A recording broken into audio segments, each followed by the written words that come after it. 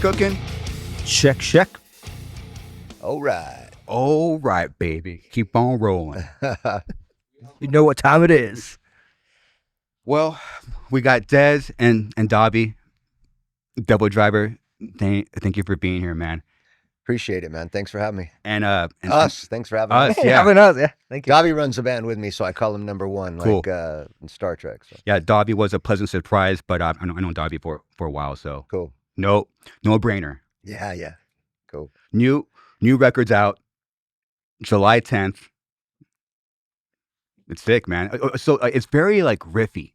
Yes. It's very riffy. Strike and kill. Slammy, riffy. Thanks, man. I appreciate It's it. cool. I mean, when we started to write, we normally release a record every 2 years, and this has been 4 years. So when we started to write, That's been 4 years, huh? Wow. Yeah. So when we started to write, everybody was kind of, because we have Gabe on guitar and producing, so we have one new guy, basically. And we were talking about like, well, what's the direction and this and that. I said, do me a favor, like don't go back, don't go forward, like listening to the catalog. Look at the logo.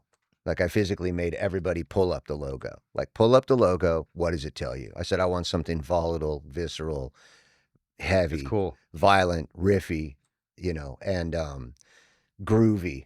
Right now, everybody's using the title groove metal, but they hardly groove. Right? We've got bounce, we've got groove. So when normally, what's the nickname? California Groove Machine? California. Yeah, nice. Yeah, I mean, you got to kind of take the monikers that people give to you. It took me a long time to do that. Yeah.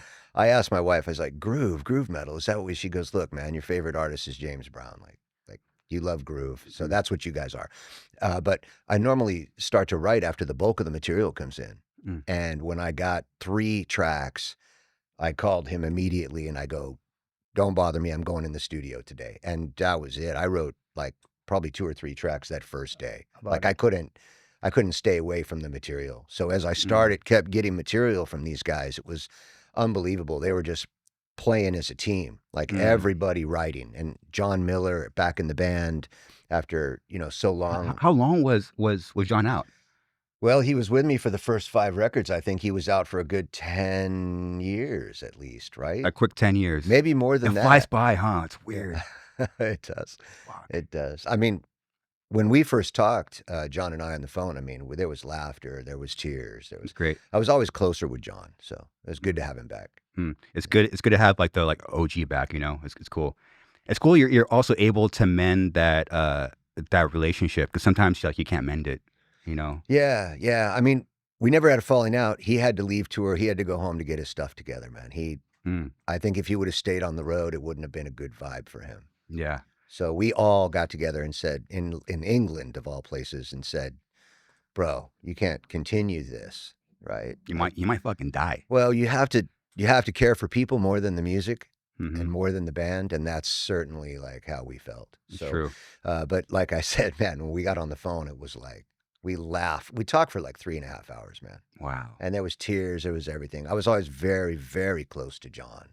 Like there's a famous photo, but there's a photo of us back in the day where I got us all in. We took an RV for the first run, and it's like him and I in the back, passed out, like holding hands, like just done, like out drinking. I'm glad I quit that, but Great. It was just awesome, man. And you moved to Santa Barbara because of your current wife, Anna, correct? Yeah, So, and then eventually that's how that's probably where you met John. Right? Yeah, that's where I met the whole band. So to go back, Anastasia was from Santa Barbara, and we were looking for a place to raise the kids, and she was from there. I went up one night. I actually hung out with Mikey Dolan from Snot. Oh, hell yeah. And had a great time on State Street and said, I love this place and I need a change. Let's go. We lived there for about 10 years until I decided to buy a house. And then you realize it's $2 million for 1976, 1 bedroom, no garage. Like, I'm out of here, Yeah. And we got fortunate. My parents lived down in Murrieta. So that's where I live is in Murrieta now. And in the IE. That's why you moved there. Yeah. Well, we bought during the crash too. So it's like the house over a golf course. And I mean, it's like we got very lucky. So lucky. Unfortunately, that's when they say to buy a house is during a crash. Yeah. And what had happened is on State Street in the middle of the day, there was a stabbing of a 15-year-old kid And I told my wife, like, I'm not going to raise my kids in this environment, like, because it's either the haves or the have-nots. And I'm from a very blue-collar, working-class family, and I just didn't want to raise my kids like in an area where shit could happen, Yeah. to them. So where I live now, it's very much like you know, like the Andy Griffith Show or something. I mean, it's like everybody knows your name. Mayberry. You know what I mean? It's like Yeah. you go to the local Ralph's. It's like, oh, you're home from tour, and Yeah. yeah, and yeah, it's a cool place to live, man. Real quick, if you don't mind, I learned something about your family yesterday, and I personally, because I'm in a 6-year relationship. I'm also a musician like yourself, so I'm always curious how people make it work. Have you guys been married for 29, or have you hit the 30-year mark yet? We'll hit the 30-year mark next year. Next year, congrats. Yeah, I think the way you work is you be best friends. So nobody comes before her. I don't have guys' night, and a matter of fact, it's funny when I do get called on those kind of things, like the boys are getting together, I show up with Anastasia, Yeah. And if it's like you brought your wife, I'm like, cool, I'm out, right, or whatever. Sure. I bring her everywhere, and Sure. the way to do it is to just be honest, don't open it, and be best friends, and raise kids, and time goes by. It's great because the musician has such a bad stigma when it comes to like the marriages and relationships. So when I see something work, I'm always curious and kind of ask questions. So, because also selfishly, how do you tour full time? And is it true that Anastasia, your wife, saw you at a funeral? So and that was So our story is Lynn from Snot passed away. God rest his soul. And it was his funeral. Yes. Wow. And it was in Santa Barbara, and we had taken the tour bus up there with Sharon Osbourne, and I was out in the Rose Garden afterwards with my head hanging pretty low, drinking a bottle of wine, kicking rocks, and she had saw me, but she didn't want to approach because obviously she didn't know me, and it was a funeral. It's a funeral. But then about 2 weeks later, I was out to dinner with Ozzy at his house. And then you went to House of Blues, right? Yeah, and the assistant said, hey, I'm going to go to House of Blues. Do you want to go get a cocktail? And I said, yeah, it's like 9:30. Let's go. I was walking in, and she was walking out from having dinner. And I said to her, hey, don't go anywhere right now. If you stay with me right now, like, you'll be my wife. And she goes, that's funny. I just told my girlfriend that when you were walking up, that there's my future husband. And then being the good girl that she is, she's like, anyways, here's my number. Wow. I'm not staying with you tonight. That's not how I work. And she had a pager, so to date it a little bit, and I blew her fucking pager up. And from then on, we've been together solid since then. Yeah. That is so bizarre. Yeah, we dated for a while, and then that is bizarre. Yeah, and then as soon as we had so much in common, dude. Like just we have everything in common. Like there's nothing I like that she doesn't like, or that she likes that I don't like. And I think that's what you have to look for. You got to look for a best friend. Don't look for like the piece on your arm and the this and that. Like look for a fucking best friend that'll get you through life, and someone you can laugh with, someone you can cry with, someone you can share everything with. Like there's nothing about me she doesn't know. Yeah. And I think that's what you got to do to have a long time relationship. Yeah. It's there's no rules, especially after hearing that. There's no rules how to meet somebody. Seeing someone for the first, because if you say it out loud, that story will sound psycho to somebody else. Yeah. Oh yeah, you guys both knew at that moment. Yeah. But we did. We did. And you got to get somebody that you take care of and they take care of you. So for instance, before I came here this morning, I went to the eye doctor. I got something going on with my right eye from an old fighting injury or something, and they had to dilate my right eye. So I was supposed to drive today, and she's like, don't worry, honey, I got you, I'll drive. Right. So, but that's an analogy for how relationships should go. Like, don't worry, I got you, you got me, thus the shades today. So apologies. Yeah. Oh, that's fine. That's fine. Yeah. Do you and Lynn have matching tattoos on your hand? Yeah, well, he has a skull and I have a pumpkin, and it was done by Paul Booth the same day. Yeah, me and Lynn, there's a tumultuous beginning there, which was awesome. We're very protective of Los Angeles, Coal Chamber was. And when, it was a dead zone. Even Korn was busing people up to Los Angeles to get their shows packed. I hear the rumors about the bus. Yeah, and which is cool, Yeah. But when Snot first started to come down, I was outside the Roxy, and I actually said to Lynn, why don't you get the fuck and just go back to Santa Barbara? Mhm. And he's like, instead of taking that mode, why don't we go in the car, smoke a joint, then go fucking do a shot inside the Roxy and let's be friends. And then, yeah, we were friends since then. And I've always respected the band. I mean, very much so. I just helped Snot out actually get their new agent. So, yeah. I've always had a lot of respect. And I think far beyond most frontmen, I think he was probably in the top 5 of all time, to be honest with you. I only hear the stories about him, how he was like a great dude. And Great dude. Try to follow him. Have fucking fun with it. And I'm a guy who's like, bring it on. But that dude, he had it. He just passed away too early, man. Just real sad. So sad, man. So sad, dude. Yeah. Yeah, I wonder where Snot would be. Yeah. Unfortunately, I think about that kind of stuff too. It will like pop in there. What if? Yeah, you can't go back in time. You just can't. got to move forward. And like that, their new singer is badass, and so we wish them the best. And I'm actually trying to put them on a Halloween show with me now. I'm always trying to help friends out. So would you say it was Snot and Cold Chamber that were kind of like spreading chaos in the LA scene because the hair metal scene kind of killed everything off, right? Yeah, I mean, I would say it was like Fear Factory and Cold Chamber. Snot was a little bit later. I found Static X at a place called the Coconut Teaser. I actually walked in and saw Static in front of about 15 people and brought them to a bunch of people's attention, and they got signed. And then later on, you had System of a Down and everybody coming out of there. But the Deftones were probably before all of us, I would say that. The Deftones were happening. Really? Deftones and Fear Factory first, then Cold Chamber. Because Cold Chamber was technically around before Korn, and would have been signed before Korn, but I left the band for like a year. We had a record deal on the table, and I said, I don't know. Let me think about this. I'm just a guy who puts a lot of thought into things, so, yeah. Yo, so you even took a year off, and even though you and Migs committed to getting the tattoo, yeah, that would be considered bad luck. So you got the band tattoo prior to. Oh, years before we got signed, I got the band tattoo. Oh yeah, absolutely. But we were running around LA in jumpsuits and stuff with Cold Chamber everywhere, and sick. passing out T-shirts, and like we weren't even selling our own shirts, right? We were like, if you came to a gig, you got a free shirt. So there was a point in LA you couldn't go anywhere without seeing a Cold Chamber shirt. That was purposely done. It's got to be on purpose sometimes. Yeah, he's got to hustle, dude. Still, this is grind.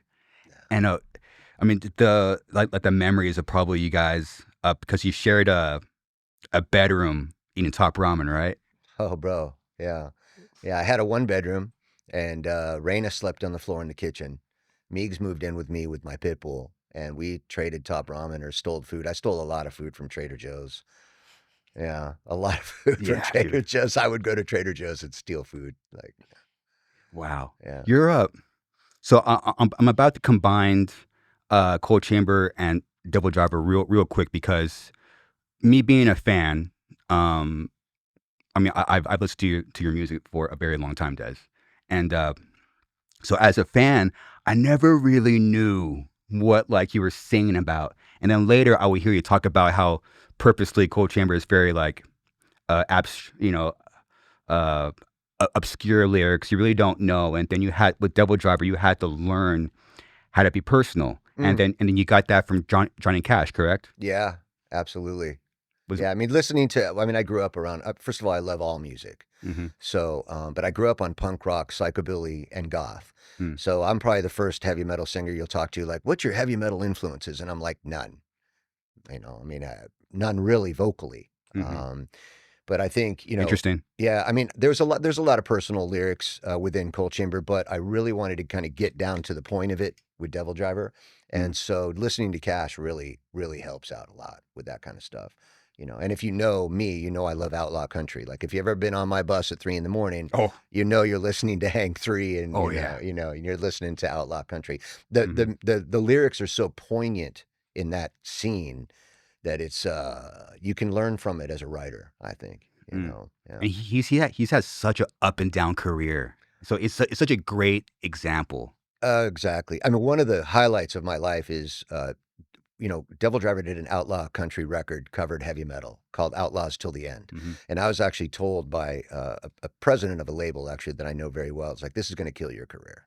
Like, you should not do this. And I was like, yeah, well, fuck you. I do what I want, and I'm gonna Gonna kill your career. Yeah, Very nice. and Classic. And Classic. I was like, I'm gonna die trying. So yeah. Then that record charted very well, did very well, and I actually spent about 60 grand of my own money because we got a lot of fucking vocalists on that. I mean, Randy from Lamb of God, John Carter Cash, Leaving from Fear, Hank 3. I mean, I could go down the line with the guests. And so working with Leaving from Fear was like one of the highlights of my fucking life. I grew up on Fear. I grew up on punk rock. I grew up with fucking Doc Martens up to my knees and shaved heads and what have you, right? But one of the highlights is going to the Cash Cabin, working with John Carter Cash, recording at the Cash Cabin, signing the mantle at the Cash Cabin right next to Willie Nelson and Chris Christopherson.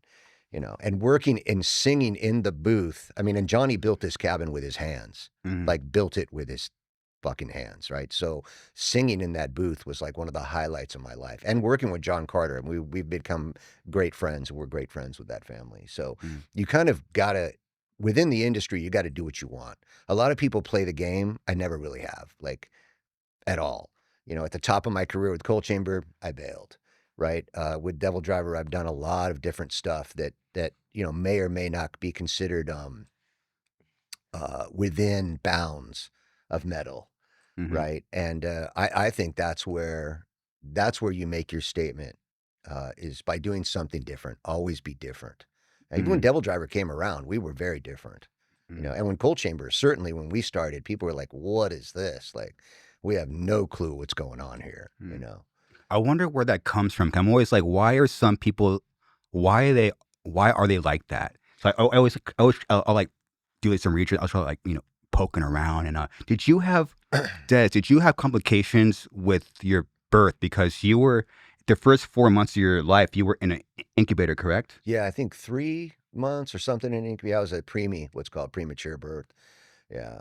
But back then, women smoked when they were pregnant, and everything else, you know what I mean? So, and I've always been, my mom calls me the fighter, my nickname is Peanut. I've got it tattooed on my neck. Yeah. Because I've just always been like, oh, really? Let's go. Like it's written in me. It's like, oh, because you're 6 foot, you don't think I'll fight. Like, let's go. So, I mean, even at my age, I'm still very, cantankerous. So, and I'm not going to ever lose that, I don't think. My wife's over here laughing her ass off because she knows, But I'll only take shit so far as it'll go, and then it's like, okay, that's it. Then I have a very street vibe about me, I mean, I left home at a relatively young age. I fought for everything I got, man. There was a time when I was homeless and camping out under a bridge for a couple days with a friend, and we were stealing food from AM/PM, and like Hollywood back then was very just in my blood. I was like, well, I'm going to LA. You know what I mean? I was born and raised in LA, and then parents moved back and forth and ended up in Orange County. Elementary school was San Juan Capistrano, where I was the only güero. I was the only white kid in my school, right? That's why I'm covered in like Aztec ink and Mexican ink. So I was raised around literally on the other side of the tracks. There's a YouTube of where I was raised in San Juan Capistrano, where this guy is driving through and he's like, you don't want to come here at night, right? But I was raised around the culture and low riders and stuff like that, and learned how to fight at an early age and everything else, So then parents moved to a more blue collar kind of area, which was great for us as kids. And then I had a stepfather that I really didn't get along with. So I bailed out like at a couple times at a certain age, so. We just dropped some new merch. We got a chug shirt, a pizza shirt, even a hot heat shirt like the one currently on my body. Head over to garzapodcast.myshopify.com. That's garzapodcast.myshopify.com, or click the link below. Love you guys. Yeah, I was trying to connect some dates, because I know you had like some stepfathers go in and out, and and you got to get the tattoo of the wolf, and then was that why you ran away? No, well, I got tattooed. Something? Yeah, I got tattooed when I was 15. Yeah. With a wolf on my arm, because I was in a psychobilly band called the Screaming Wolves. Well, okay. So I was actually a drummer. I was actually a stand-up What drummer. is a stand-up drummer? I heard you talk about it. What's a stand-up drummer? So kick, drum, snare, hi-hat, 2 toms, and a crash. Think of Slim Jim Phantom from the Stray Cats, basically. The Stray Cats. Yeah. So think of that, you know? When you said stand on drum, I have no idea what the hell he's talking about. Yeah. I mean, I got rhythm, man. I got beat, and I love the drums. It's still one of my favorite. Even back in the day with John Berkland on Devildriver, we used to go rehearse Devildriver with just the drums and the fucking vocals. Like we'd head to the room and just do, you know, with no guitars, no nothing. So drums have always been probably my favorite instrument, you know. If you see us live, you're gonna see a lot of interaction between. Yeah, there's a me and Des. lot of interaction we, between we me talk and with the Gavi. eyes. We go. Yeah. Well, no, see you're A lot, actually. See a Too. lot Like on I the jump video. on his kick drums and he's like, ah, like, you know. stand-up drummer for Devildriver, Dobby. Yeah. I mean, like I said, I was raised on punk rock and psychobilly and goth music. I found Motorhead was on a mixtape with GBH and a bunch of other bands that I was, the Partisans and a bunch of other bands that I was, and I thought they were a punk band, and then saw a picture of them, and they were long hair, they were a metal band, and I mean, obviously rock and roll had been an influence, right? My parents had vinyl collections, so I got into all that. Doors, Zeppelin, Creedence Clearwater, all of that. And I was into Kiss when I was very young. I had Kiss posters everywhere. So throughout the years, meeting, you know, Gene Simmons and all of the guys actually was a great fucking pleasure. But heavy metal, I would say it started with Motorhead for me. Yeah. And you started singing at like 15? I started singing about 17. Oh, 17, Yeah, okay. I was in the psychobilly band until I was about almost 17. Was it the Steaming Wolves? Screaming Wolves. Screaming Wolves. Yeah, Oh, the God, Screaming Screaming Wolves. Wolves. And then, Nice. which actually, Steaming Wolves is sick too. yeah, my my guitar player Buddy Doogie is actually in a band called the Hot Rod Trio. I mean, he's still doing his thing, like in the scene, in the rockabilly scene, and I mean, he's got old school cars and everything else still. We still talk, which is awesome. You know, he was quite a bit older than me. I was 15. He was maybe like 20, 21 years old. But I was always hanging out with older cats. You know, it was kind of my thing. Yeah, I mean, you were already working construction like at age 9.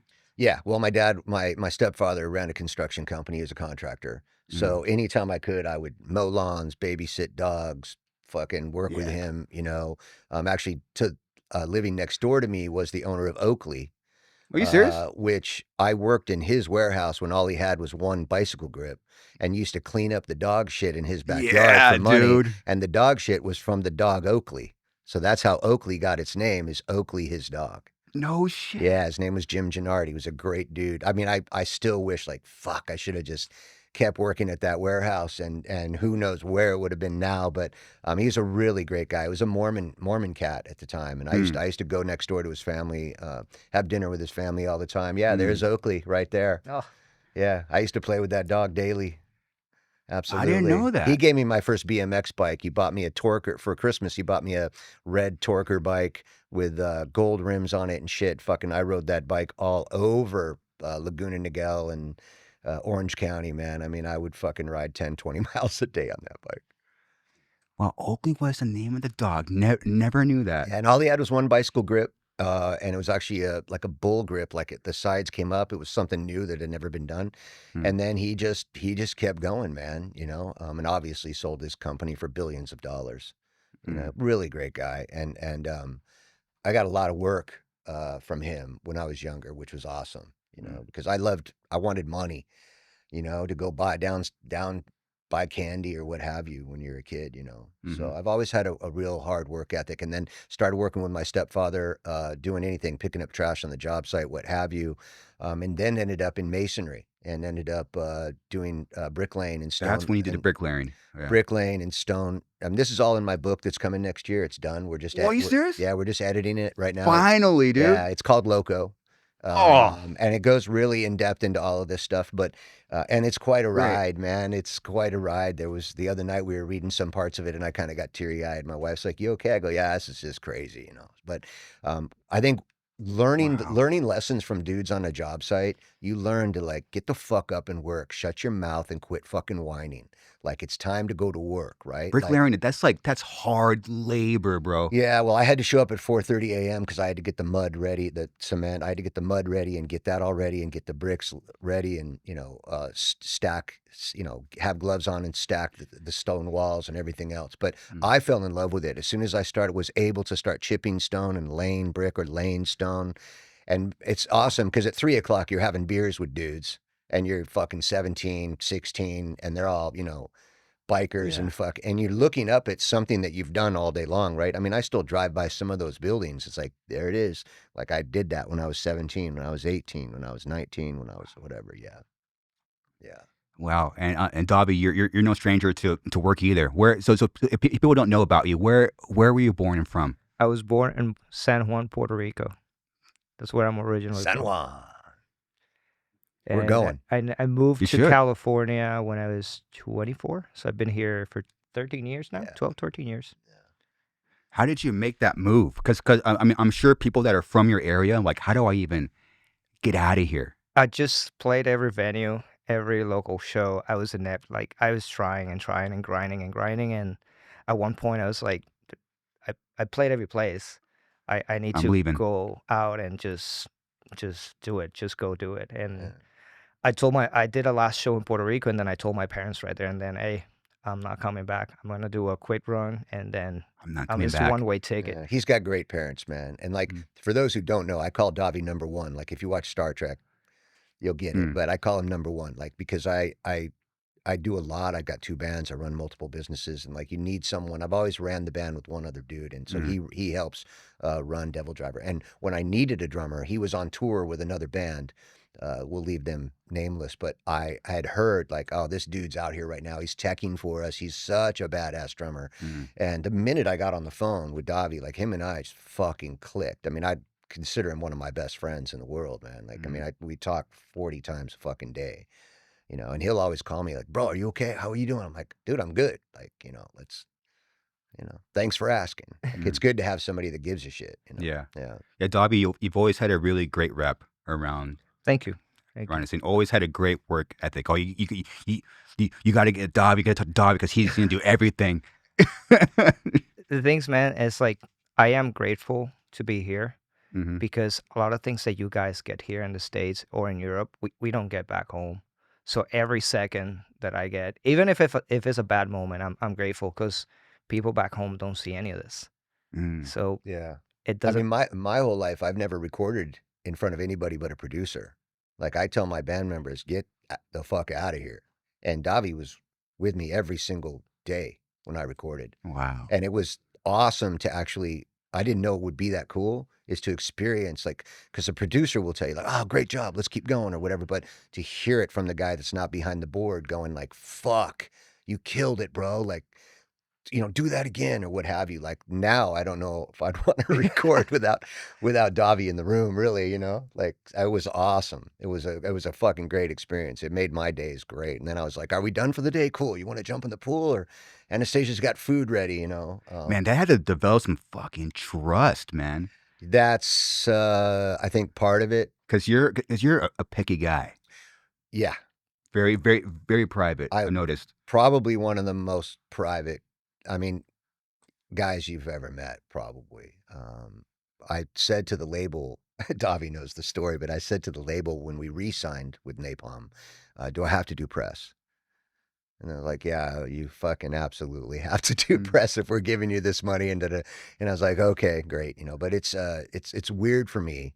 I may seem comfortable, but I'm not. I'm not. I'm absolutely not comfortable even right now, but it is what it is, and I'll be honest with it. I just, I'd rather just make music, go on stage, go back in the tour bus, and that's another way that your relationship will work great. There's 2 kinds of musicians, right? There is 2 kinds. There's the guys who's at the party constantly, and there's a guy who's, fuck that, I'm in the back lounge watching Star Wars, I'm done with this shit. Like, I'm done my job today, I don't need to fucking hang out till 4 a.m.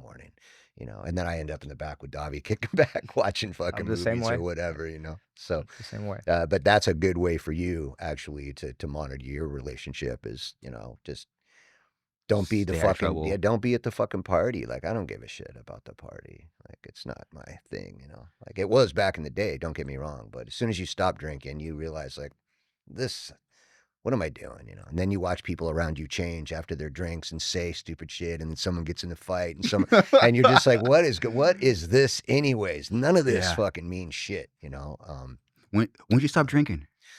10 years ago. 10 years. Yeah, and I've only had 2 slips, and not even a slip, but just sip of wine, you know, or what, sip of a beer. But it changes my head so hard that I'm like, Wow. yeah. And what I do is I tell myself every year on my birthday that I'm going to drink a bottle of cognac. This is my favorite thing, you know.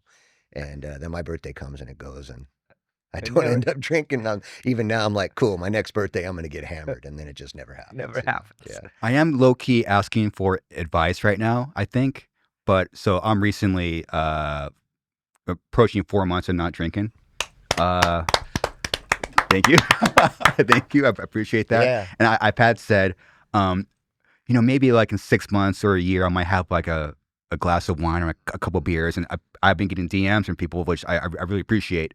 You know, don't do it. Yeah, don't do it. Don't do it, dude. No, like there was actually a cool comment that Randy from Lamb of God made to me one time when after COVID, I was having heart trouble, like a lot of people that got COVID. Mm-hmm. And the doctor was like, you need to drink wine daily. Like you need to have a glass or 2 of wine, or you need to have a cocktail. Like you need to, like it'll thin your blood. Oh, shit. If you don't want to get on meds and shit. And I said to Randy, I said, man, I might have to start having like a glass of wine. He's like, don't do it. Like, so I went, I don't even know, 8, 9 years before I even had a sip of anything. So if I was you, would not think about even having, you know, alcohol around. Now, what can help you is like what helped me and probably helped. I'll speak for someone else as well, because we talk about sobriety. Is Randy from Lamb of God? It's like we like NA beer.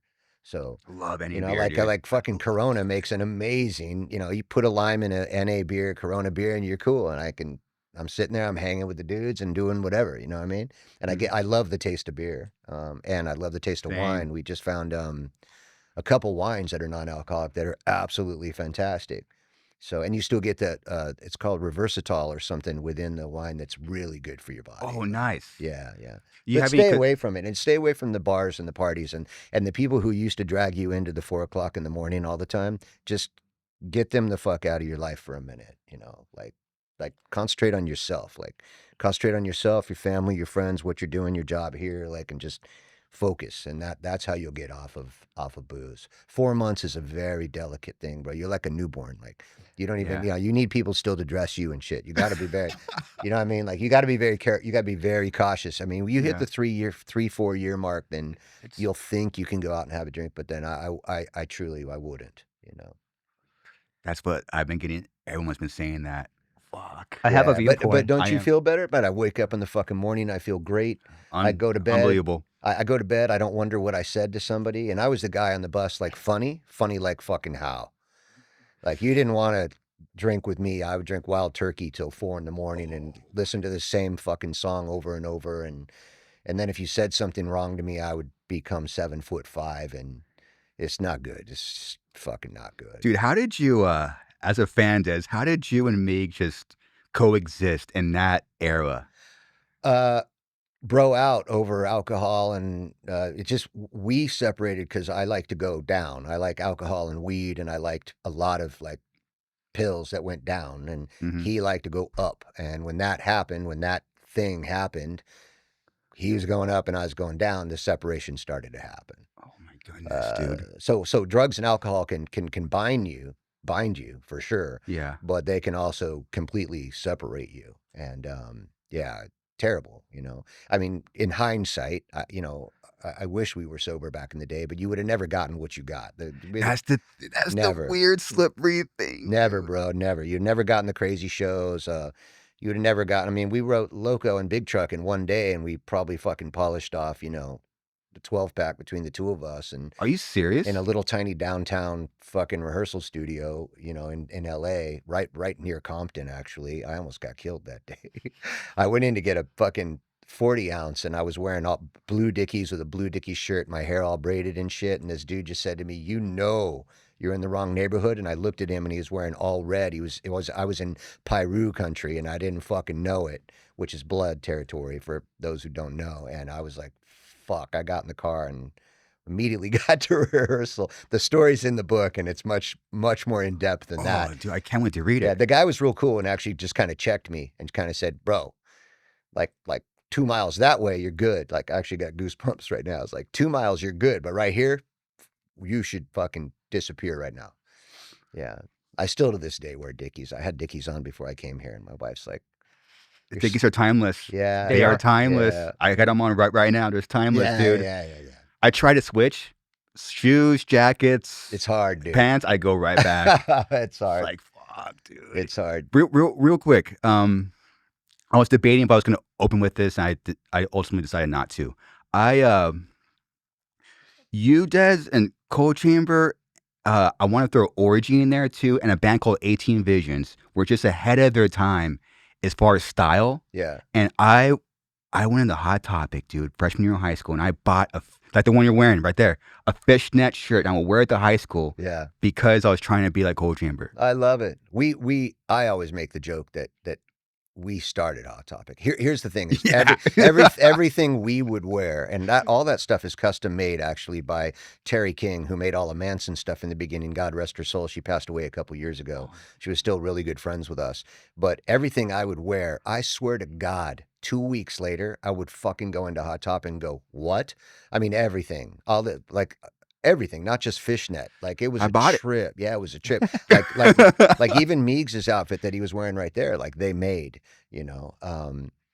But they were always really cool to us too. Hot Topic, like they would come down and grab whatever you want, and dude, I'd walk away with fucking bags of shit out of their warehouse. I mean, my wife still to this day like has these cool like pink and white checkered bondage pants that I got her, like, and they still like fucking hold up, which is killer, you know. So wow, yeah, that was a fun time. Where did that? Why did you guys decide to dress like that?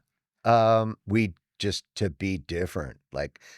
That's a very goth thing, right? Like fishnet, bondage stuff around my neck. Like that's very, you know, but when we first started, we were wearing like Dickies. Meigs had a bandana over his nose covering it, and then the Vato hat low, and I had my hair all braided. We were very street at that point. But we started to incorporate creepier, gothier stuff, and we were like, we got to change it up. Like everybody looks like us right now in LA. Like all the bands, we're like, we got to change it up, and we did, and that's, you know, no one had any thought process. It's just like it just happened. Put on whatever you got, and let's fucking go. So, yeah.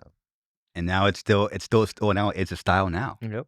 It's real crazy that new metal is so back. I mean, I can remember when a lot of the bands from that era were just almost at their lowest point 5-6 years ago, really, you know. So it's cool to see. I mean, we're walking in the mall the other day to go to Lens Crafters to pick up some fucking glasses for me, and yeah, his kid had a Cold Chamber shirt on, and right next to him, his kid had a Deftones shirt on, you know. And I told my wife, I put my head down, I was like, let's go. Like, you know what I mean? And we just kind of walked out. But I think the kid did see me, because then they started trailing us. Right. So I stopped. Nice. I stopped, and he's like, Des. And I turned around. And anyways, I ended up signing for him and talking to him for a minute, taking photos and stuff. But it's a trip. I know the kid was 15. He couldn't have been 16, you know. And I'm just like, how'd you get into this stuff? Oh, my parents. And I'm like, okay, here we go. There we go. Yeah. It's a blessing, man. I'm very humbled to be here after 30 years and to have anything that's relevant, which right now we're number 2 on Sirius Radio, and I think number 1 on iTunes. Like, I'm very humbled and full of gratitude to be here after 30 years. And I think if you don't come humbled, and you don't come with gratitude, and instead you come with attitude, right? You're going to be like, you know, in Raiders of the Lost Ark, when the guy's trying to go through the cave and picks up his head and gets his head cut off, right? Like that's what's going to happen if you don't come humble, especially after this many years of being in it, you know? Oh yeah, I was wearing a cowboy hat in that. I love cowboy hats still to this fucking day. That a boy. I got several fucking cowboy hats. I made Danny Filth wear one on the Devildriver Cradle of Filth tour, and some of the best photos are him and I in black cowboy hats. I don't know. There's something about it. We were on an airplane one day, and this woman looked behind me. I was wearing my black cowboy hat, and her husband was in front of me. We were coming from Texas, and he was wearing a gray cowboy hat. And she looked behind me, and she said, you know, only bad guys wear black cowboy hats. That's why my husband wears a gray cowboy hat. And I said, yes, ma'am. I like kind of, yes, ma'am. My wife just started laughing. just started laughing. Yeah. So. Well, it's cool to have everything come around full circle for you guys, because I remember seeing something like 8 years ago where he said, "Yeah, I mean, we'll never do a record or tour again." No, I didn't think so. I mean, and I'll go into this in the book, so I don't want to give too Of much away, course. but it ended up like him and I in a hallway of a bus, Meigs and I, full on fist fighting with Oh my me gosh. screaming, "You fucking ruined my life." I mean, I had wife and kids at home, and he was yelling at me, "Fuck that!" And we were both. It was time to just take a break, is what it was, Mm, and we kept touring. We kept touring. So, I mean, I love Meigs, I love Mike, I love Nadia. Always wish the best for our first bass player because she's there's stuff going on with her we won't go into, but when you don't take time to rest, when mm, all you do is tour the world and just we didn't come home for I don't even know how many years, I mean we have a song called No Home, and mm, that's literal no home.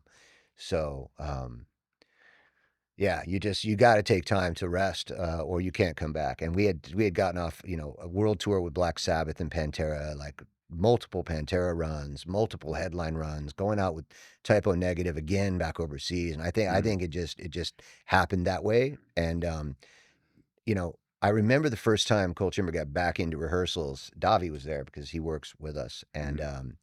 dude, the smiles and the fucking laughter. Like, I mean, we didn't even fucking play a song for like 4 hours, dude. Like, it was just nothing but just like old friends hugging and talking. And so when that happens, kind of like when John Miller came back in Devildriver, when that thing happens, that's rare in life, right? I'm Yeah. usually a guy like, if you're cut out, you're out. Like, I don't want to Yeah. talk to you again.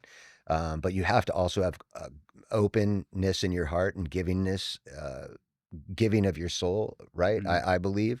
And so you have to allow those things to happen if they're going to happen. mhm, And certainly, when we got back together, Cold Chamber, it was a, a very cool moment. Like I'm trying to search for the words. You can see it in me. I mean, mhm. just a very cool moment, because Loco made me who I am. These guys made me who I am. Meigs' guitar riff, Mike, Nadia, uh, helped me to become who I am, and being back with them is fucking awesome. We have a great time. Yeah. I'm glad the stars align because sometimes other side won't be ready Yeah. to come back in, and that could just ruin. So it's just really cool that every side was just, oh yeah, we're just homies. Yeah. Yeah. Yeah. And then you take 4 hours to even play one song, one note, because you're just laughing your ass off and having a good time and reminiscing and shit. It's badass. Plus, I think, they were glad that I went on with Devildriver, and they were glad that I kept on with what I was doing because I don't know if we would have been relevant, maybe if I had not, I But know, there was a yeah, I time don't when know. I even before we fought, I wanted to leave to do something heavier. There was a Mm, time when I would come off the road, and Sharon Osbourne would either put me in a hotel in Beverly Hills for a while before I went back out, or I would go stay with Anselmo, with Philip. mm, So there was a time when I was in New Orleans, staying at Philip's house and speaking with him one afternoon as we probably were drinking, and he was talking about Superjoint Ritual and how he wanted to do that mm. and a little more, and just like everybody, you want to do branch out and do different shit, like Of you doing your course. podcast, and I had said, oh yeah, I've got Devildriver, and he had heard a couple songs, and he said, yeah, well, I'm telling you, Superjoint's going to be doing a tour pretty soon. And that was we'll take you. And that was my first run with Devildriver, was Superjoint Mm, Ritual Devildriver, in mhm, like 400 or 500 seaters. I mean, even though it was in Samo, he got mhm. back in and he dove into clubs, and it was fucking awesome cutting my teeth with that, because I still to this day love those records. The Superjoint records to me are like the most dirty, ugly, fucking stuff ever. Like it's so unique, and his voice is so fucking unique. It's unbelievable. So It was during they just dropped that first record, right? And what? they Superjoint dropped their first record, and they just went out, huh? Yeah, they dropped Into their first clubs. record, went out, and I mean, I remember Devildriver in Santa Barbara was waiting for them to drop the second record. Anastasia's nodding her head because Yeah. we had got like cases of beer and waited for Tower Records to open. And the morning it was open, we went in and bought the Superjoint record. Oh, The nice. second one, went to the house and drank all day and listened to it, I don't even know, 50 times probably. Hmm. But if you haven't heard that shit, fucking, I love stuff that's different and violent. That shit is violent, man. So how did it feel for you, Des? Like, because some of us, we only have like our one band. Like, how was it for you? Like, essentially starting over. was good question. Difficult, but I have the awareness where I can see the future a little bit, and I knew that Some foresight. yeah. And so when I was recording Dark Days in Los Angeles, I would record I would say, hey, I'm out of here at 2:00. So the producer, everybody better be there at 9 a.m. in the morning. Let's work. And then I'm out. And I would drive back to Santa Barbara, 2 hours, and then go another hour up the hill into San Ynez on the 154 and was recording Devildriver demos. Oh, wow. At the same time I was doing Dark Days. So the last Dark Days tour that I did, I was in the back of the tour bus. I had to have my own bus. It had to be separated, or there's just no way. That bad. I needed sleep. I couldn't stay up for days on end or what have you. And I would be in the back of the bus listening to. Yeah, I love that photo actually. Paul Brown did that photo. Paul Brown was responsible for doing a lot of the early Manson stuff. And we had found a box of antlers, and he had an old an old couch, and we tied all that up and did that shot. And for many years, I never wore shoes on stage, so that's why I've got bare feet in that. But I would be in the back of the lounge on the last Dark Days runs and listening to Devildriver. So, and I had a real camaraderie with those dudes, especially too, because I was living in Santa Barbara, so were they, and I was kind of an island, I had no one around me but them. So they would come over to my house daily and fucking barbecue. I mean, I remember one of the guy's parents actually saying to me, "Man, thanks for feeding my kid every fucking day." And I'm like, "Whatever, let's do this," And so yeah. So you had some foresight. I did. And I wanted to do something heavier as well. I like I said, I come from punk rock. And so when I was staying with Anselmo, I would hear shit like Emperor or Venom or like he's just playing heavy shit. Just fucking constantly heavy shit. And I was like, God, and it started to influence me in a way too, where I was like, yeah, I want to do something with more balls. So yeah. So you just had some foresight and like, I'm just going to go full on. Yeah. Yeah. And I knew I wanted something groovy. Like in the beginning, it was really meant to be a heavy metal psychobilly thing. Like we had a stand-up bass player. Oh, wow. In Devildriver. And the demos with the stand-up bass player are fucking balls. Are those out? No, I have them though. Yeah, I have them though. And when we went in to record with Ross Hogarth, who's very famous and a great, ultimately great friend, taught me a lot about vocals and a lot about myself and in general. Yeah, there's Ross right there. Great fucking guy. He brought out so much in me. It was unbelievable. So yeah, his father actually was the guy who drew the first what's the guy? Tarzan. Yeah. Yeah, he drew Tarzan first. I've actually got some drawings that his dad gave me. Yeah, there he is right there. That's heavy. Yeah, I've got a couple of those signed, and I'm a Taurus, so Ross actually gave me a bull that was drawn by him, signed by him, and I have that hanging in my house. Yeah. So when was this? This was around the first Devildriver record, the making of the first Devildriver record in LA. Yeah. Hey Jay, can we find a date on this photo? Is that this photo or the illustration? Yeah. What? It had to be. He works with the Marley family. Yeah, okay. He does a lot of, like he's I guess Grammy Award winning, right? Yeah, producer. He's unbelievable, man. He's worked with Ziggy Marley, which I love those records. Ziggy is fucking amazing, man. I remember hearing "I Could Care Less." Like we were all like on board. Yeah, cool. I was, oh shit, sick, dude. That is back, dude. Yeah, so that thing was meant to be, it have the stand-up bass and everything in it. I remember when Monty Connor from Roadrunner Records flew out to Santa Barbara, and in this little tiny garage, actually, the video for "Nothing's Wrong" from Devildriver is recorded in the where we used to rehearse. Mm. And Monty coming out there from New York, it took him 3 songs. You know, we were planning on playing a whole set of music for him. And after 3 songs, he stood up and said, let's go to lunch. We're like, I'm signing this. That's it. Oh, wow. You know, and I was like, God, thank God, because I got a wife and kids at home and I don't want to go into my savings. And yeah, there it is right there. What? Oh, yeah. Rex Brown from Pantera came and tried out for bass, too. Really? Yeah. Yeah. Yeah.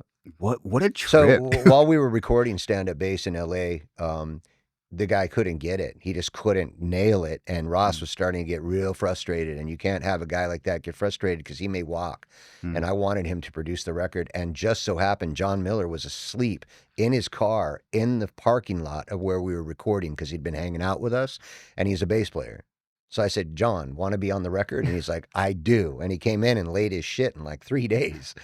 And that's how John got in the band. It's like, John, yeah, John, this stand-up bass player, I'm kicking him out. And yeah, we had already got him a custom stand-up bass with these eyes that glowed and all this other shit. And he just couldn't cut it. And the music was turning out really incredible and was like really turning into something fantastic. So I get it where Ross was like, we need a real bass player in here. And it was so killer that John came in. You know, he just happened to be asleep in his fucking car, hungover. And so, yeah.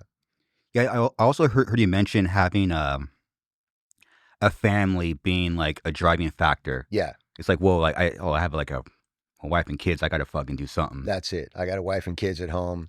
I wear a pinky ring with a penny on it. All my sons actually have one because I saved all my pennies my whole life, right?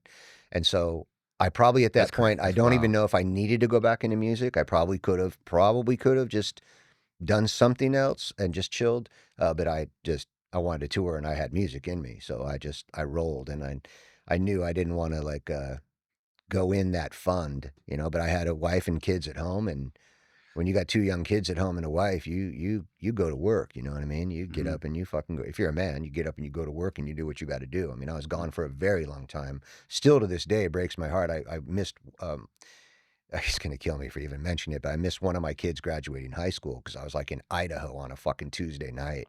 And that broke my heart. I actually told my wife, okay, that's it from here on out. Family is going to take precedence over this. And from then I made the conscious choice of like, do we have anything going on with the kids? Do we have anything? Okay, cool. So I can run. Yeah. Okay. So I would book a tour, you know? Yeah. You kind of have to have like a calendar, like 2 years out or something. Yeah. I mean, I try to do that. That's hard because festivals will come offer or other bands will come offer. And then you're like, I wish I could have done this run with you, but I already put my own headline thing on sale, you know? So I tend now to, you know, I don't do the whole like 18 months up front at all. You know, you can't. No, I can't. You said something. I don't think you realized what you said. You had a savings account. Yeah. Oh, big. Back then. Yeah. I still haven't touched that. It's all, I was into stocks and everything back then as well. Where did that come from? Like what, like the money? Because I mean, it's very, very common. I'm one of them. You get a little bit of money, it's gone. I don't know where my money went back in the first few records. I don't know. Yeah. So how did you do that? If you're ever homeless, or if you're ever trading Top Ramen, or you're ever stealing food from AM PM or Trader Joe's, you learn that $1 is actually $10. You know what I mean? A dime is $5. You know, and so I just saved. Like I'll give you, for instance, my sons came up to me years and years ago. It's like, Dad, there's this thing called Bitcoin. There's this thing called Dogecoin. Like, I'm like, what is this? It's crypto. And this is back when it was like 0.00000.1. Like you couldn't even quantify what it was worth. And I was like, cool, let's throw some money into it. And now it's like, take a look at it. Right. So I'm lucky I listened to the kids. And I've just always saved my money, kept, you know, started retirement accounts like when I was way younger. How old are you when you started your account? Well, I was with Anastasia, so I would say I was probably 28 years old, 29 years Congratulations, old. man. Wow. Thanks. I mean, yeah, my father, who I wasn't raised with, is big actor. His IMDb is incredible, but he was a regular on Leave It to Beaver. Yeah, I saw and that. He's a very smart business guy. He was responsible for bringing Panasonic to the United States. Are you serious? Yeah, he was in Vietnam when I was born, and then my mom wrote him a Dear John, and they were never together. But he's always been in and out of my life. But you go to his house, and the photos are like him and John Wayne, and him and I mean, it's incredible. But he was always a great businessman. And when I would go visit him, he would have like he had a house in Westlake, and would drive me like out to Malibu because I grew up surfing. If I stayed with him in the summertime or what have you, and just being around him. And seeing what he had done with his life made me really like think about big boy life, right? Like, okay, cool, I'm in this musician thing, but like, let's be smart about it, So even through all the chaos, you're like, oh no, I'm gonna put this in savings. I'm gonna invest this. Well, my rule is always 40%. So if I have $100, 40%. if I have $100, $40 goes to a savings or something, or crypto. I woke up this morning early to day trade. So I'm up at 5 a.m. day trading. I love day trading. Like before I came here, I cashed out on a call, they call it, quickly, and made a grip before I even got in the car. So I enjoy that. Whoa. And I think, Next level, Des, it's cool. well, put yourself in it, like yeah, SpaceX. We got into SpaceX right when they launched as well, and that's doing incredible. But you guys, like everyone watching this, right? Like has YouTube. Like I never had a phone like that, right? Like I had a fucking pager. You know what I'm saying? I was dealing weed and had a pager. So like you guys have phones. You got fucking YouTube. You got anything. You can learn about anything. If you want to fucking speak Italian, you could do it in a week. It's just all about applying yourself, right? Yeah. And that was the same pager I had. I used to 911 my girl. I'm drunk. 911, 911, man. I just fought Mings again. Yeah. Come get me. Yeah. Yeah. I would just say, like, use the 40% rule with anything you do. Like, you get $100, put 40% in a fucking somewhere.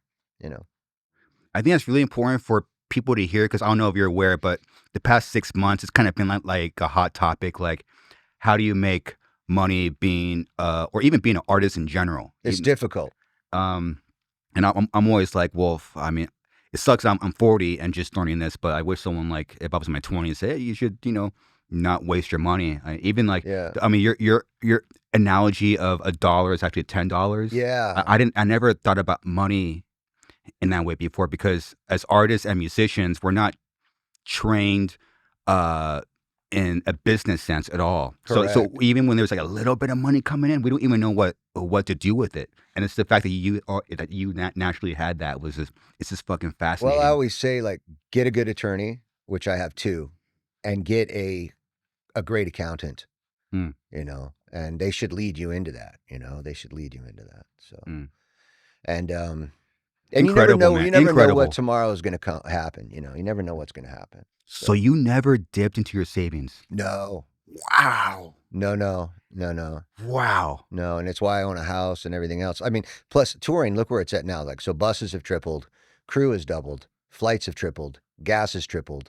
Like, we run a management company for a lot of bands, and there's many bands, even my own at times, is starting in the red, which is, so common. Which is like, okay, we're down, we're going to start the tour down $5,000, down $10,000, down $30,000, but it's okay. Merch, meet and greets, this and that. We'll be fine by the time we hit the 5, 6, 7 day mark. Like, that's ridiculous. Like, for me, that's ridiculous, but that's where the business is at. And, 5 years ago, you may have drew this many people at a club. So the promoter was like, cool. Well, last time they were here, I gave them, let's use a number. Last time they were here, I gave them $20,000, right? So now they're coming 5 years later. That's what I'm giving them, right? Like, it's like, no, dude, in 5 years, everything has tripled. So it's rough. I mean, my youngest has a record. I'm actually going to be singing on 2 songs on it with him. Sick. We talk all the time about him leaving his really good job that he's got now and going on the road, getting in a van, trading, eating Del Taco, sleeping on the fucking couch of somebody's house because they can't afford a hotel. And I say this, life is short. Go for what your dream is. Always go for your dream. Go for broke. Throw everything out the fucking window. Oh, there's me and my youngest at I'm a Mason. He's a Mason as well. Freemasonry is a big deal to me. Oh, beautiful. It teaches a man how to become better. We have these things, they're called stones. They're called ashlars, and one of them is a rough stone all chipped away, and another one in the lodge is a very smooth, square stone, and that's what you're supposed to do to yourself through Freemasonry, is learn how to do charity works. I got into Freemasonry because of my love for charity works, and I started doing a lot of charity works for the Navajo Nation. I'm actually put in the Coyote Pass clan on the Navajo Nation on the res via shaman in a Hogan. I think one of the first Caucasian males, and I don't even know how long, because I did a lot of charity work with my Navajo family. I have a Navajo brother and sister and Navajo mother and father on the res, and I started seeking more light, that we call it in Freemasonry, and more charity works. And a friend of mine hit me. I posted a picture of George Washington on my Instagram one night because I love the founding fathers. Like, I don't know if you really read about George Washington, he was a badass. I mean, the guy made his own medals so he looked important. Like, he was just, Really? yeah. And he was made a Mason, because we all meet on the level. It doesn't matter. And I've got guys in my lodge that are very wealthy and guys that aren't. We all meet what's called on the level, right? George was made a Mason by his gardener. So raised as a Mason by his gardener. But I had a friend hit me. I posted the picture of George, and he said, "Are you a Mason?" I said, "No." And I said, "But I'm into it. I've done a lot of research, and I love charity works." And he goes, "Then this is the place for you. Like, if you want to give back to humanity and the people around you and meet really great people and learn how to be a better man, and that's the way to do it." So all the conspiracy shit, throw it all out the window, you know. It's just hard to find accurate information. Yeah, it's so hard because it's a secret society with secrets, but we're not so much a society of secrets. We're kind of a, we're a secret society. Yeah. But I will tell you that I've seen more good done in the lodges that I've been in, and more things done good for humanity and charity than I could possibly imagine. These guys, the things they do, they're out constantly. We just raised a bunch of money for another charity that plus I also am a widow's son, which is a writers group. You have to be a master Mason to be in the writers group. And there's, I don't even know how many guys, 80, 100,000 people worldwide. I have no idea. A lot of guys. And, you know, it's something I love. I want to be part. Yeah, there's the Widow Sons. Yeah. I'm part of the Brazen Pillars. In California, we are the premier chapter of guys, and they go to lodges every night. They do charity works every night. I mean, I can't keep up with them. Like, yeah, it's unbelievable. Even as a child, you were already involved with rescues, right? Yeah. I mean, well, I kind of got that from my mom. When I was younger, she had a lot of foster kids coming in and out of the house. So she liked to help foster kids coming in and out. And I must have got some of that from her, where I want to, you know, look, when we all die, you're going to get a 1 second rewind. Like, everything is going to flash in front of you. You're going to feel everything you did to everybody and everything they did to you. And hopefully you wrote a good story, and, you know, hopefully you can cross into some kind of a light, you know. What happened to me is, when I almost died from COVID, I watched about 300 near-death experiences on YouTube. Are you serious? Yeah, and that will fully change your world. Will make you think about what you do in the world. You know, just don't be some rock guy with ego.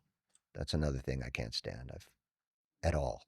It's such a tough balance, dude. It kind of gets you there, but also you need to realize that you're just... Hand me the microphone and it's fucking on. I will come after you. I don't care if you're 20, you're going to get some. But other than that, there should be no ego in life, man, at all, you know. Yeah, near-death experiences, go watch them. It'll change your whole world, because some people are like, I crossed into the light and then came back, and some people are like, well, I didn't want to go back to where I was, and I came back and changed my whole life. And I'm like, yeah, cool. Yeah, they say, it's funny, like the past year, I've been kind of going into like the next realm, you know, and people that have either passed away or close to, they were either atheists and came back and found some kind of like like religion, and that kind of like blew me away. Yeah. I mean, organized religion was real touchy with me, because I was raised with it.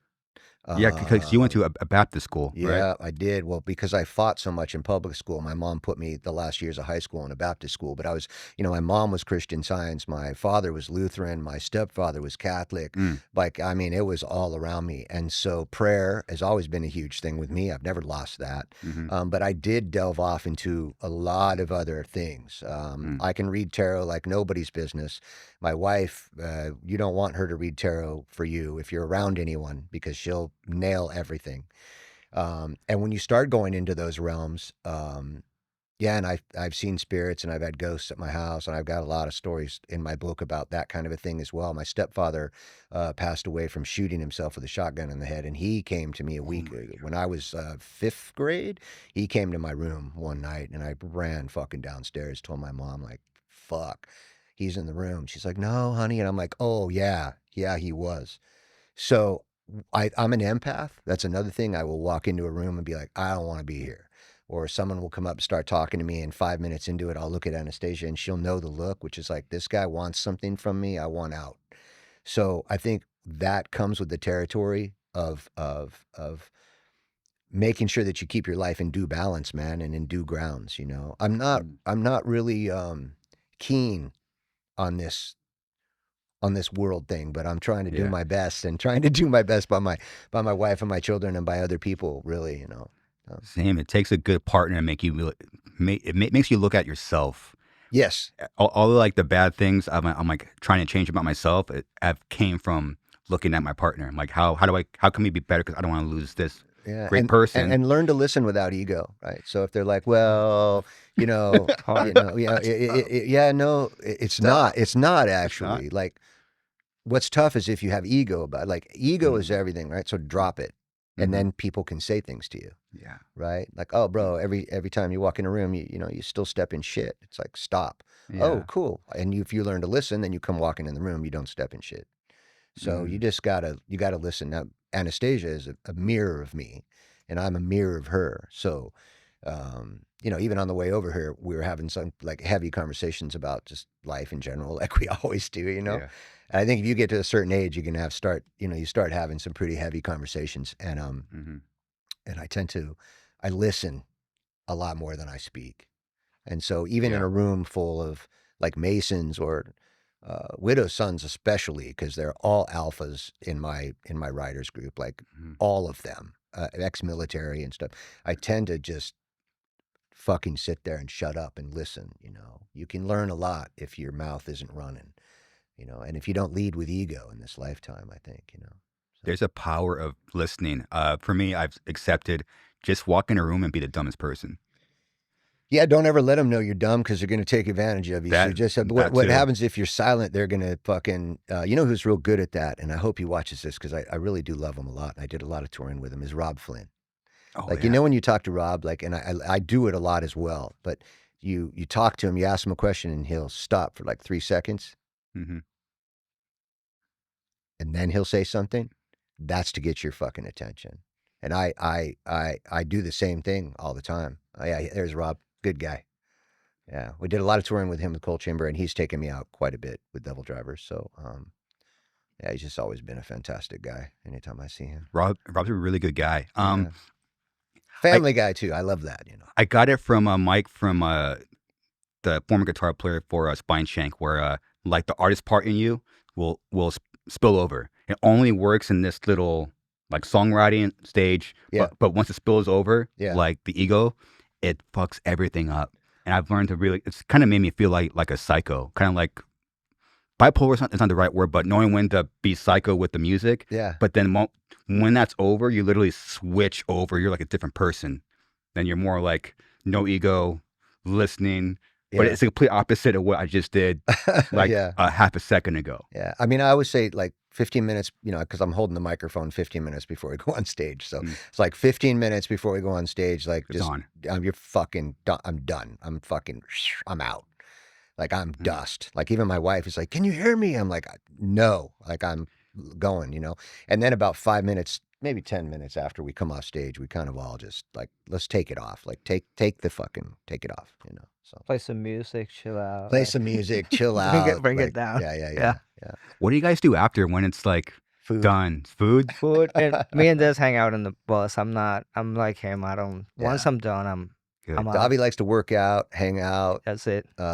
Yeah. watch movie. Like he's a lot like me, actually. He's very much like me. So I got to have guys like that around me, you know. And it's cool if you want to run into the bar and hang out till 3 a.m. Cool, have a great time. But like, I'm gonna feel so good in the morning. You're not, you know. Dude, waking up feels so good, dude. You're like, wow. I mean, for those who don't know, you want to be on a tour bus hungover. Like, first of all, the first thing they do when they pull up to a venue is have to park. That means he's got about 40 fucking moves before he parks. He's and you're in a rack this big by 6 foot, hungover. I've been there so many times. It's fucking horrible. And then you go to a little fucking bathroom in the corner, you start puking. It's horrible, dude. Got all those Jaeger bombs just coming out. It's horrible. I've done it. I put my time in with that shit. I learned how to drink from touring with Pantera and Dimebag Darrell and all of them. So, you know, I did my duty. You know. But it worked for that specific time. Absolutely. I don't think, you know, we've had conversations about this, Anastasia, and I don't think I would have been able to do 27 years of touring straight, like 25 years touring straight without, you know, booze, to be honest with you. You know. Why? Because it just what'd you say? You only canceled one show, like in Russia when you. Yeah, no, in Germany, I only canceled one show because I was fucked up and hungover, and I felt terrible. I'd tell my band, like, I can't go on stage tonight, you know. Damn. Yeah, and it was weird, man, because in Germany, like, they sent like 2 dudes in like these weird orange jumpsuits and like a little Pinto, like next to me that was supposed to be an ambulance. Like, you need to come with us. Yeah. Like, you're dehydrated. And I'm like, bro, I'm not getting in that with you wearing those.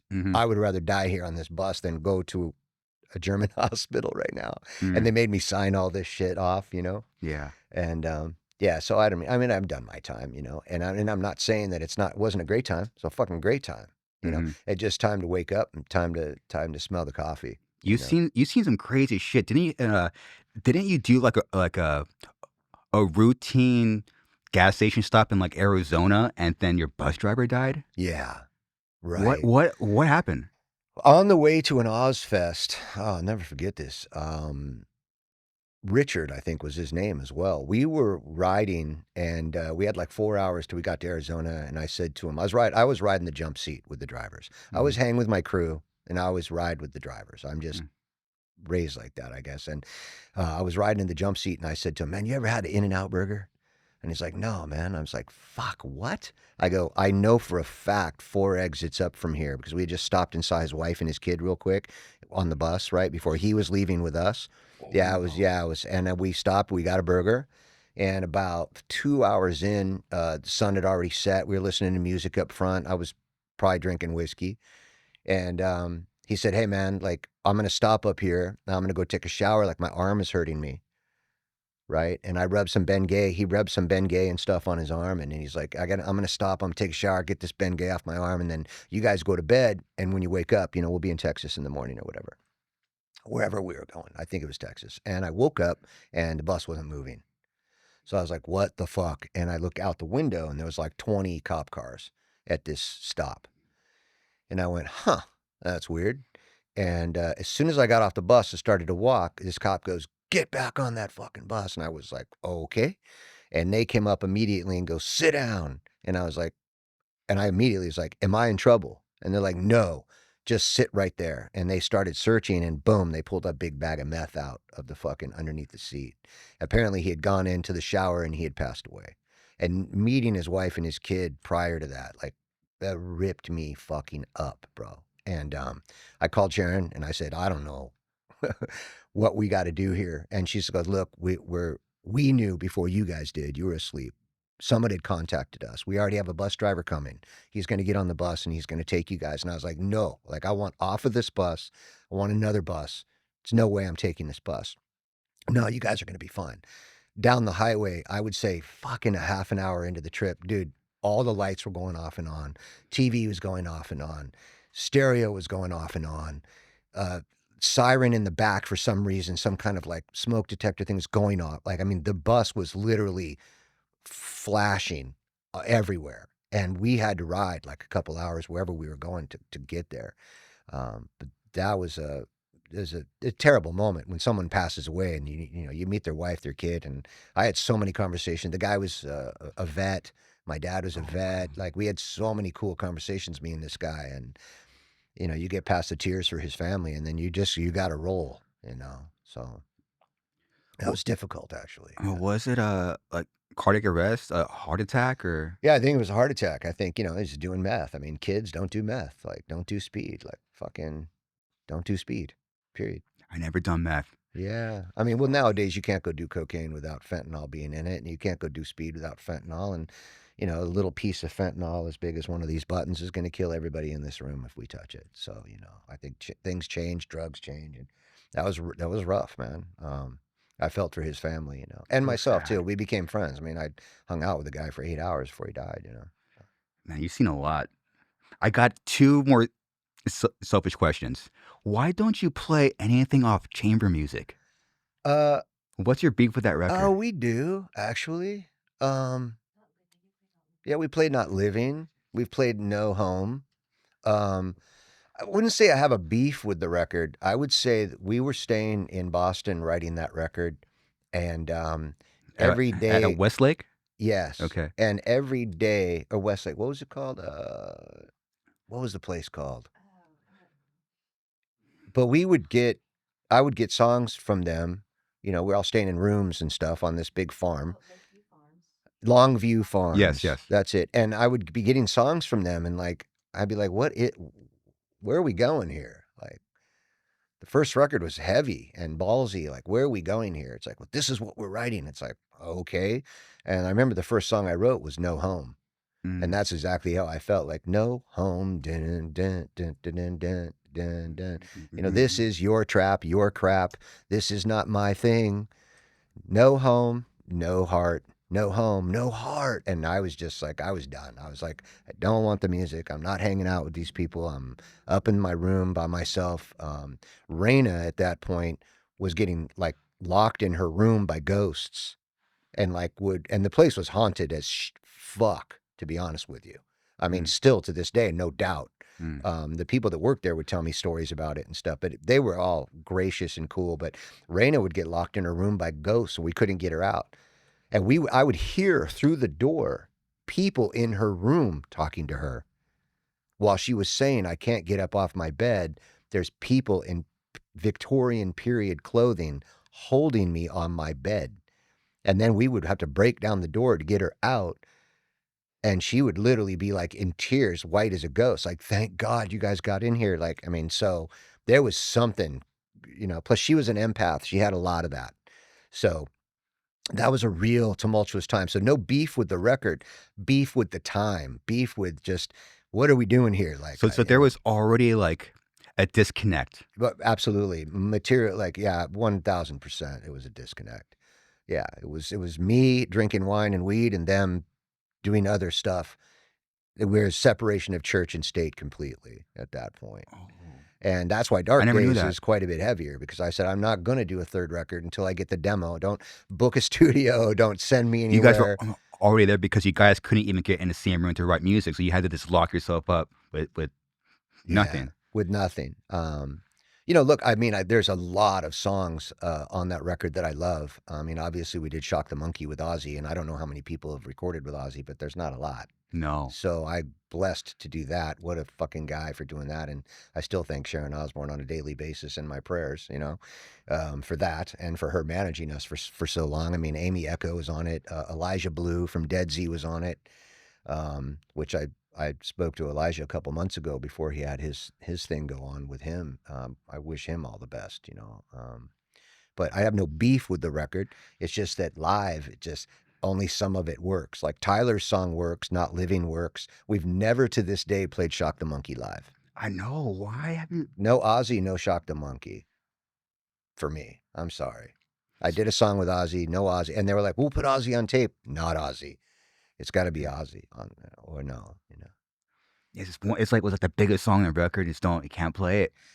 I could. They all wanted to, and I could sing it. I just couldn't do it. Like Feed My Dreams, that's another one. Like Feed My Dreams works really good live, actually. What about like Untrue? Ever tried that? Totally. Untrue is a badass song.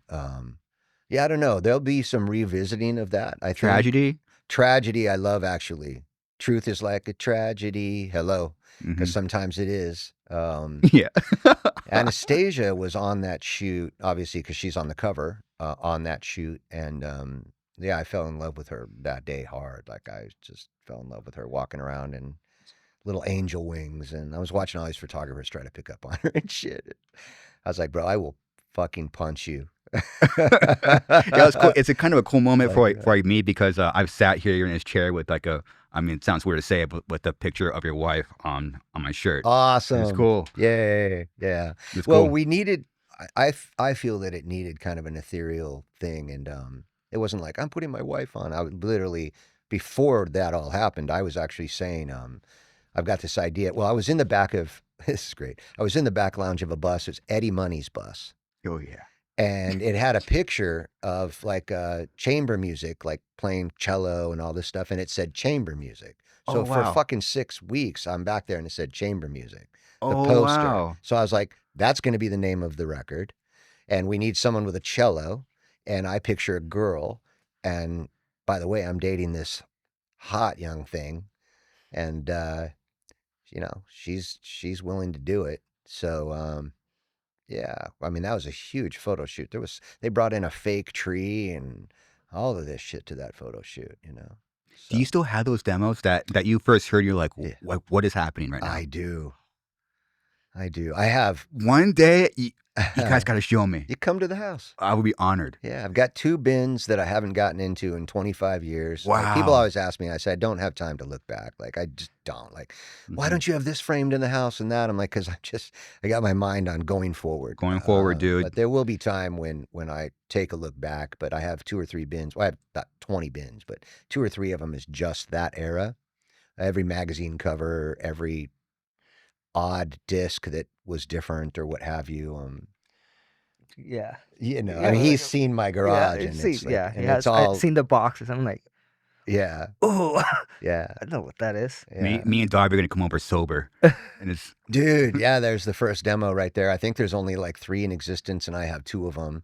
And there's my old phone number, which we used to put up all sorts of before shows, right? We used to go take a van around with a 5-gallon bucket full of paste and paste these huge posters, all like, oh, there's a Terminator poster, put it over it, like post all over fucking Sunset Boulevard and stuff, right? Till one day I got a call on that number from a cop.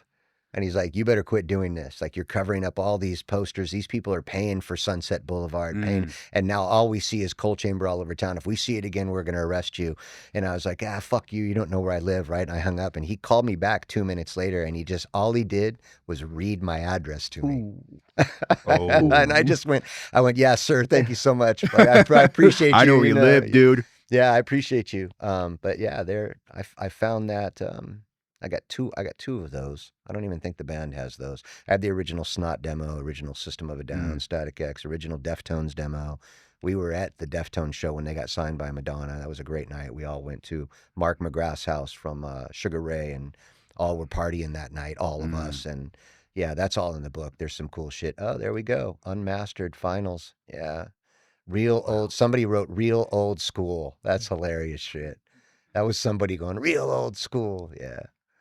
Yeah, we didn't know what we were doing. We were just doing something for fun. I mean, it's kind of what Devildriver did in the beginning too, man. It's just like, have fun. What do you want to do? I mean, what's the first thing I said to you, Davi, when we were doing this record? Like, write for the logo and Fun. have fun. When the process started, I stopped myself and I went back to what did I like when I was 13 years old? Because right now we're all the time. like, when you play music for so long, you develop a different taste and you see things from a different eye. And I was like, yeah, but when I was 13 years old, none of this mattered. What did I want? I wanted heavy. I wanted something that caught my attention, and I wanted fun. And that's the attitude I think we all agreed on in the studio. Have fun and make sure to write for the younger you, what the younger you saw. And write for the logo. Like, and for the logo, you know, I mean, I back all the records that we've done. But I've had a couple different writers involved, and it's like, well, they feel like they want to write this, or they feel like they want to write that, but you're not writing for the logo. You're not writing for Devildriver. This is the first record in many records, I think, where it's like, obviously this is Devildriver. And I think because it was a lot of fun around it, everybody had a good time. And I made the comment, like, give me something where I can sing punk rock vocals almost onto it. What's like, so if someone is like, so a lot of people are going to either revisit your band right now, or they're going to hear Devildriver for the first time. What's like a record you think they should start with first? God, I don't know. I always start at the beginning. Same. Just start at the beginning, you know, start at the beginning, because, you know, then you're going to get to like 8, 9, 10 records in and be like, man, the maturity level is killer and they're different. But then you're going to get to Strike and Kill and be like, fuck. You know, somebody said to me, man, this is very reminiscent of the first record. Did you guys do this intentionally? I'm like, absolutely not. If you skew your art, I say this all the time. This is the analogy. You're a painter. If you start painting with red paint, you're going to fucking sell $1 million in paintings. Next thing you know, you're using all red paint. You've just blown it. You've just skewed your art. Don't ever write for the crowd. Don't ever write for yourself. Write for the logo. Write for the fun of it. And then if people dig it, cool. If people didn't dig Strike and Kill, which they apparently are because it's killing right now, no pun intended. Striking. I wouldn't have gave a fuck, because I love the cover. It's very very punk rock, that cover. I love the music. I felt punk rock like writing it. Like it was the only time in probably 10 years that I like fell asleep in my studio, and my wife would have to come downstairs at 2 a.m. like, are you coming to bed? And I was like, just pitch me a fucking pillow, and I would sleep on the floor because I thought I had more coming. Wow. You know, and I would demo a lot of it by myself. Like I would put on the demos and go in. I have a booth at my house. I would go in and I would be singing, and I'd be like, that's I'd go out, I'd write it down. I mean, I physically write. I don't use the computer to fucking write. Do you still meditate in your booth? Yes. That's sick. It's an isolation space. Yeah. So you don't hear anything. You know, a siren could go by outside. You don't hear anything. So I take 15 minutes of meditation. Anastasia does a half-hour of meditation every morning. We're separate from that. It gives you a, how do you say it, babe? Like, it gives you a point of reference for the day. Right? Totally. You know, and don't think too far in the future, and don't think back. Think about right where you're at now. Like, first thing I do, especially where I've come from with all the health stuff that I've gone through, and especially after I ended up in a fucking ambulance and having vertigo and in the emergency room and stuff a couple years ago, like I wake up and I go, oh, killer. Okay, another day to do what I want to do. I tell my wife I love her. I kiss my dog. I love my dog, and take my dog on a walk. I call Davi, like, how's your day? Good, boss. What are you doing? It's like, you getting coffee? Me too. You know, try to do something positive with the day, and move forward. But yeah, Strike and Kill, pre-order now. It's doing very well, and I'm so blessed, man. The guys I have surrounding me, like Davi and Alex, been with me a long time.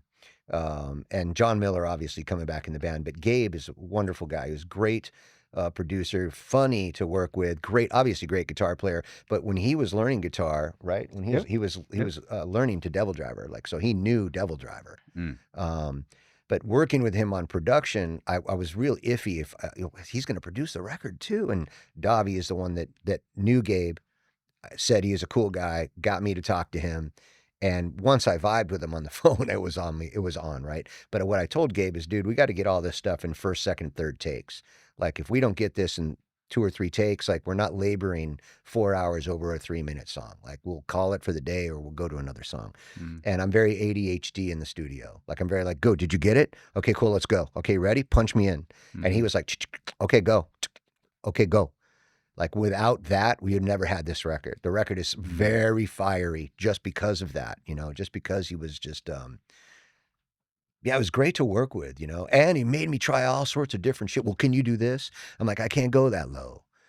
You know, I can't, we'll try. Okay, well, that was killer. Can you go lower? I can't. And I would try. No, you can't. Okay, cool. You know, can you go higher screaming? Yeah. Okay. I want to put a clean behind this part and just mix it in so there's some melody. Like, I feel weird about that. Just try it. Okay, let me hear it back. Oh man, that's crazy. Like, he made me try a bunch of shit. I think Gabe said it best. When Gabe sees this, he's gonna laugh, right? Because he said it best. He said, I speak Des. So I have a note for that. When you were pulling all the pictures, I was laughing. But the reason why I'm laughing is because there's different eras and personas of Des, and we utilize that in the studio.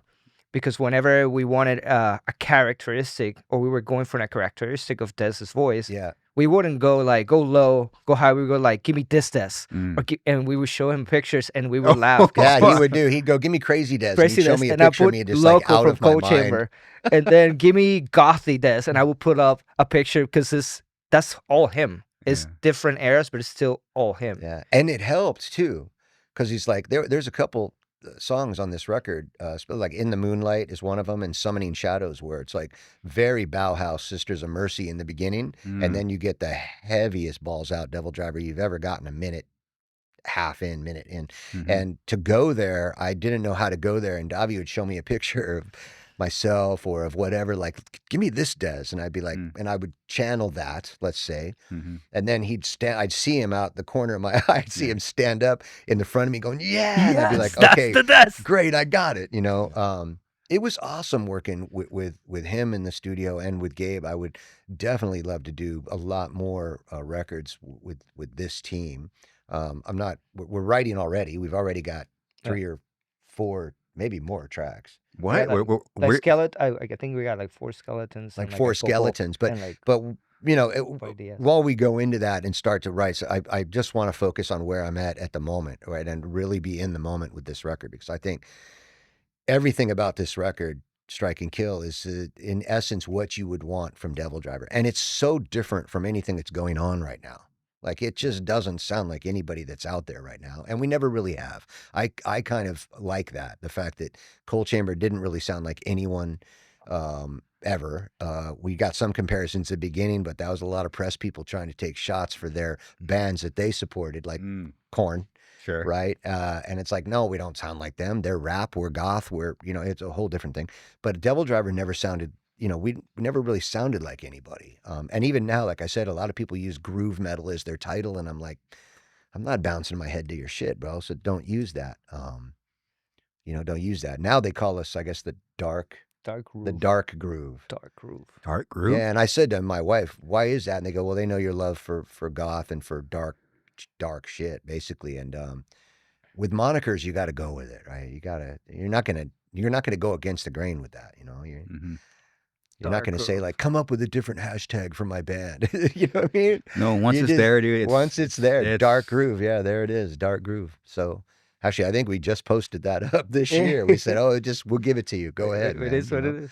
I think when a band is around for so long and not really had a lot of member changes, I mean, not a ton at all. You look at some bands and it's like there's not one original member, right? But ours is not that way, and a lot of my guys have been with me for a while. I think you have to be very humbled by what is happening. I certainly am very humbled by what is happening with this record right now. That's great, man. Congrats. Yeah. All right, I got there's Davi right there, my guy. Number one. Yeah. How old are you? 38. 38. Looking great, man. Thank you, Young, man. bro. Thank you. The kid looks like he's 21, bro. It's some of the benefits of being sober. Every girl that we know, and every girl that's friends with Anastasia always asks about Davi. Who's that? Who's Davi? And Davi's always by my side wherever I'm going anyways. If I'm on a festival doing press or whatever, Davi's always right there. Like I said, he's my number one guy, And I run everything by him. Like people for some reason, like, think it's like the fucking Dez show in my bands, but it's not. It's beyond democratic. It's like, okay, we recorded these demos. What do you think we should record for the record? Okay, we'll do it. What do you guys think should go on the record? Okay, we'll do it. How do you guys think the order should go? I mean, Davi did the order for the record, not me. What song should start? What song should end? It's like, okay, cool. Like, Davi, what do you think the singles should be? And he's like, I think it should be this. Like, cool, we're done. I don't make any of those decisions. I don't think you should. I mean, to have a team around you and of great guys. Alex speaks up. I mean, he's very quiet, but when he speaks up, you tend to listen. Yeah. Gabe has a lot to say because he's fucking knowledgeable about stuff. And John is just so stoked to be back in the band. And yeah, it's a really cool time to be in Devildriver. We've got a lot of stuff coming up. We leave for Australia July 5th. I fly July 5th. We start like on the 9th. Something like You that. guys Yeah. fly on the 7th. I'm going out early because I got it. AJ, the big promoter out there, is a great friend of mine. And I just gave him, just to give him a hug and a kiss for 2 fucking days before everybody gets there. It's like, that's worth it to me. You know, like, he has my family's picture on his mantle above his fireplace. Like, that's how close we are. And then after that, we do the States in August and September with Upon a Burning Body, Of Sulfur, and Cultist Black, which we just added Cultist Black. They're killer. And I love Upon a Burning Body, and Of Sulfur is fucking heavy as balls. I mean, I can't sing that low. you know what I mean? As fuck. Yeah, But heavy you as don't fuck. I have mean, to. Upon a Burning Body is heavy as fuck, right? And all great guys. Like, I can't wait. Like, I'm one of those guys that first day of the tour, I'm just like, what's up, everybody? Like, if you guys need anything, come up on the bus. Like, don't come up with a handle of whiskey and you'll be fine, you know? So it starts August 14th in Yeah. San Diego at the Observatory and ends September 5th in Anaheim at the House of Blues. Yeah. Great venue. Yeah, huge venue. So buy tickets because we're far along right now, but that's a massive venue, you know, to sell. But yeah, I mean, and it's kind of a short run. I think it's like 16 shows, something like that. Something like that. Kind of dipping our feet in, you know. But we're putting something together right now that I think is going to happen probably March next year. We're going to probably end up doing a 7-8 week run. And just like, let's get it done. Like, let's go everywhere we possibly can go. Because people are, why no Florida or why no Canada? And I'm like, I don't know. Like, talk to the agent. You know, I don't book. You know, I just said take the best offers, run us a short time. I've got to be home by this certain time, you know, and then let's go. So, and I wanted to be out. Certainly, I wanted to be out when we release the record. So we'll be in Australia when we release Strike and Kill. And the last time we were in Australia when we released a record, we charted so high, we knocked Kanye West down like 1 or 2 slots. Yeah. Sick. Like, I got a call from my manager at the time before Anastasia took everything on, and it was like 3 a.m. And I just remember myself bouncing on the bed, like with the phone in my hand going, fuck. Like, so we charted really high. So that was kind of a good luck thing with me. So I was like, let's go down to Australia when we release, you know. It's hard to get down there. It's fucking far, dude. Yeah, dude, it's a long flight for me. I had to make sure that everything was cool health-wise for me. The vertigo thing really fucking threw me off, dude, because it was a great Saturday afternoon. I'd been running miles and miles on the treadmill every day, and all of a sudden I had vertigo out of nowhere. And that took me out for almost a year. They had to do all sorts of MRIs and all sorts of crazy shit to me to figure out what the fuck was going on. And is now Anastasia maybe a good time or nah? Yeah. So, you know, you don't want to say this stuff like before you book tours or before you're doing deals or before you're going out. But, you know, for, I would say, over a year, maybe almost 2 years now, we've been dealing with a situation where they found a tumor in my head. So they want me back in every 6 months. It's got to actually grow a little bit to be safe to go in because it's very unsafe. If they go to get it now, I could lose speech and a lot of other stuff.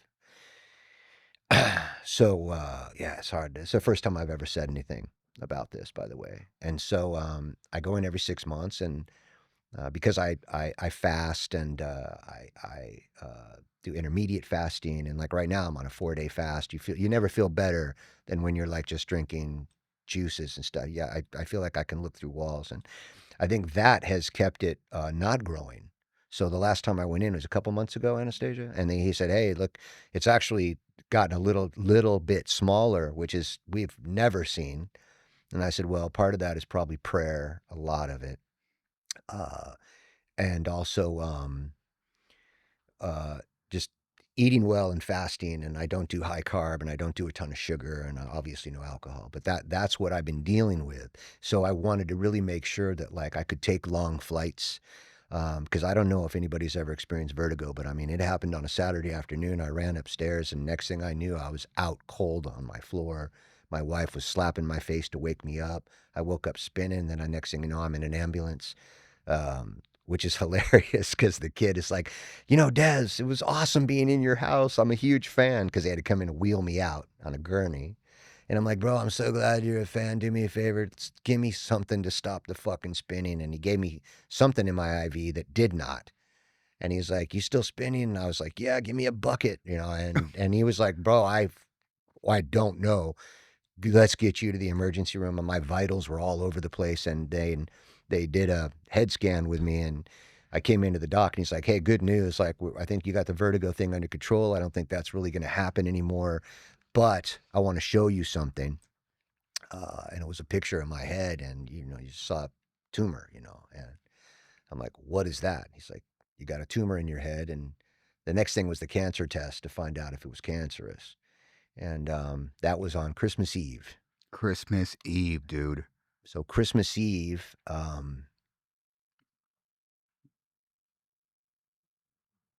yeah, sorry, but Christmas Eve, my wife goes, hey, let's get in the car. We got to go, And I went in and they did the test, and I'll never forget it. It was this little Chinese lady. She's maybe 5 foot. And she goes, I'll be back in like 15 minutes and I'll know. And I'm sitting in the chair. I'm like, you'll know? Like, awesome. And when she left the room, I told Anastasia, don't talk. Like, don't talk to me right now. Like, bow your head right now. Like, we need to pray hard. So, and she came in and she was like, hey, I got good news. It's non-cancerous. Dude, I fucking jumped up. Like, I scared the shit out of this woman. I jumped up and hugged her and lifted her in the air. She was just like, oh my God. And I was like, I'm so sorry. And even Anastasia was like, I'm so sorry for him. He's just, emotional right now. And I was like, I'm fucking emotional. Hell yeah, I'm emotional.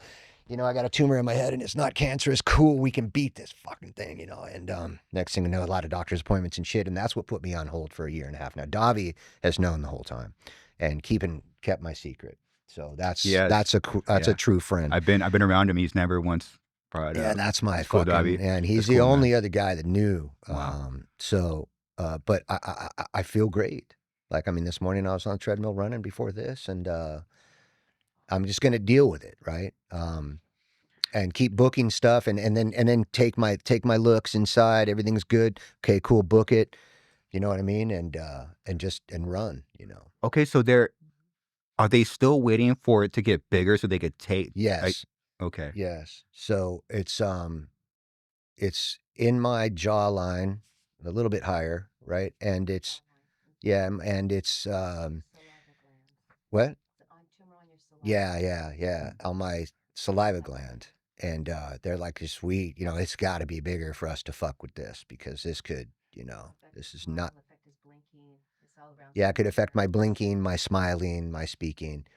And so I'm of the, what, babe? Oh, they actually told you to take video of yourself smiling now and blinking. Yeah, they told me to take, we want to take some video of you smiling and blinking right now to make sure that, that it doesn't change, right? So I'm of the mindset, and this will give you a little power into me here, is that I'm going to make it go away. I'm personally going to make it go away with dieting, fasting, and positive thought. Like, it's going to go away. So the next time I go in is February or March, I think. And it's going to shrink more. It's going to go away. So, period. End of story. Can I share a little bit of Summoning Shadows? Yes, you can share. So there's a song on Strike and Kill called Summoning Shadows.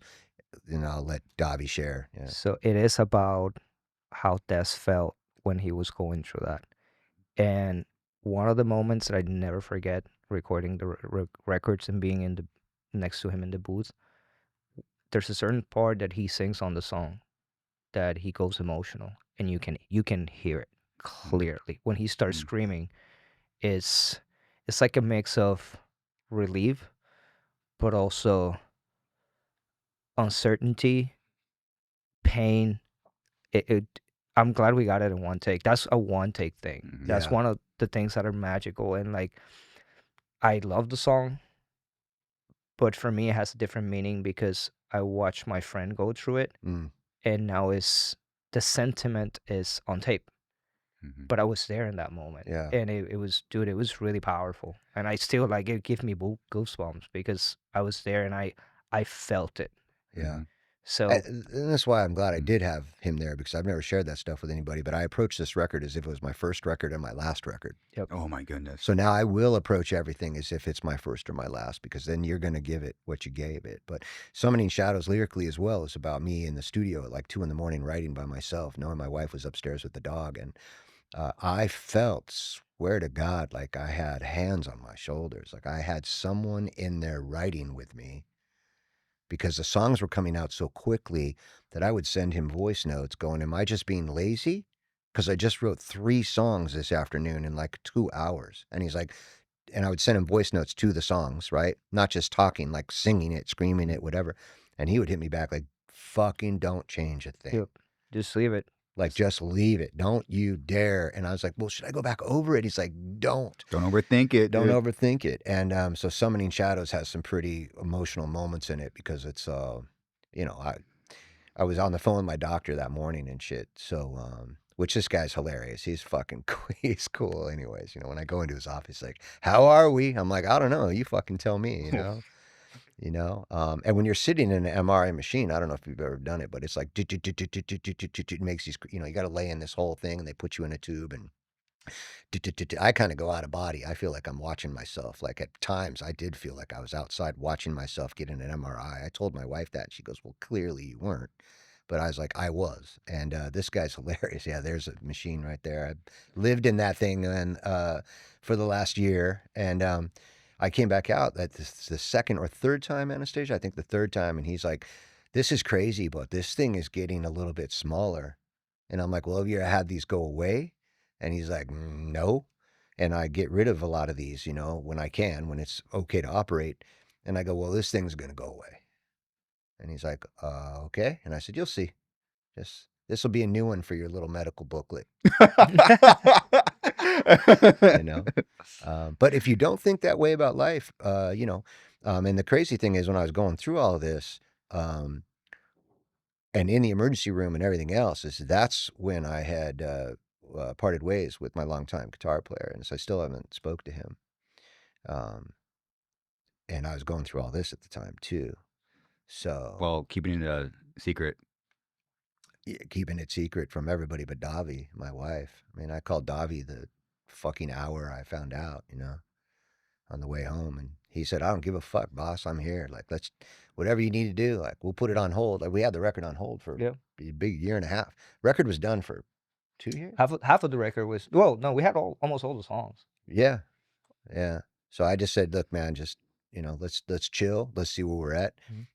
I'm a very positive person, man. That's the thing. You can't get me down, bro. Like, if you kick me in the face, I'll just be like, ooh, that felt good. What did I learn from that? Awesome. You know, where most people will fucking cry about it. Oh, my face hurts. It's like, bitch, shut up. You learned from that, didn't you? So, yeah, the record is very special because the guys that I recorded with, I mean, by the time I got into recording, the band knew what was going on with me. And especially Gabe, and he is hilarious. He's fucking, between Gabe and Davi, like, I was like, guys, if you keep me fucking in stitches and laughing, like, I'll never be able to fucking lay these vocals, right? Like, can we talk about, we got to talk about a little core memory I've got or some shit that's going to make me get in there and get nuts, you know? And that's why Davi, part of him was like, would show me, you know, myself on the fucking phone, you know, give me this guy, give me that guy, you know. It worked well. Yeah, I wanted to share that with you because I haven't shared anything. I think people need to know. And obviously, this is going to go out on the wire and people can go, fuck, that's what he's dealing with. But no, I'm not going to cancel tours. I'm coming to tours. I'm showing up in Australia. I'm showing up in August. Nothing's going to stop that.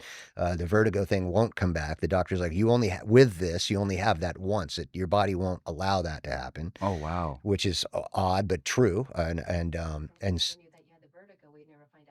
Yeah, and that's another thing, right? If I never had the vertigo, I would never find out I had the tumor. Until it was maybe too late. Is that is vertigo, is that like a typical symptom? Yeah, anytime you get something like that going on with your head, tumor in your head, like your body is going to send you into a spin. Oh, okay. Just to get you to like, go check that, bro. Like, you know, your foot may start hurting if you've got something going on inside your foot. So you'll go get an x-ray and then you can go, oh shit, that's what's going on. I got a bone that's broken or whatever. Wow. So same thing, you know, but I would have never found out about it. That was a hell of a punch in the gut because I'm in the doctor and he's like, hey, look, and everything's cool with the vertigo and this and that, you know, I want to show you this though. And I'm like, okay, cool. Show me whatever, you know, and I'm like, that's my head, right? I'm like, what's that? And he's like, oh, that. And he's like, that's a tumor. What does it look like? Is it like a... I'll probably now, after I do, when this comes out, I'll probably put a picture on Instagram so people can see it. Oh, wow. But it's like, if this is my head, this is the tumor. So it looks almost like the size of a quarter, but it's more like the size of a dime. And now it's shrunk a little bit, and it's gonna go away. Like, I'm gonna make it go away. So we should talk in a year, because I'm telling you. And I told this dude, prepare your practitioners, bro. Get your book out, because this one is done. It's gonna go away. And with fasting, by the way, you can do that. Yeah, I was going to ask you how's like the 4-day fast been? I'm into holistic health, and I fasted for 24 days.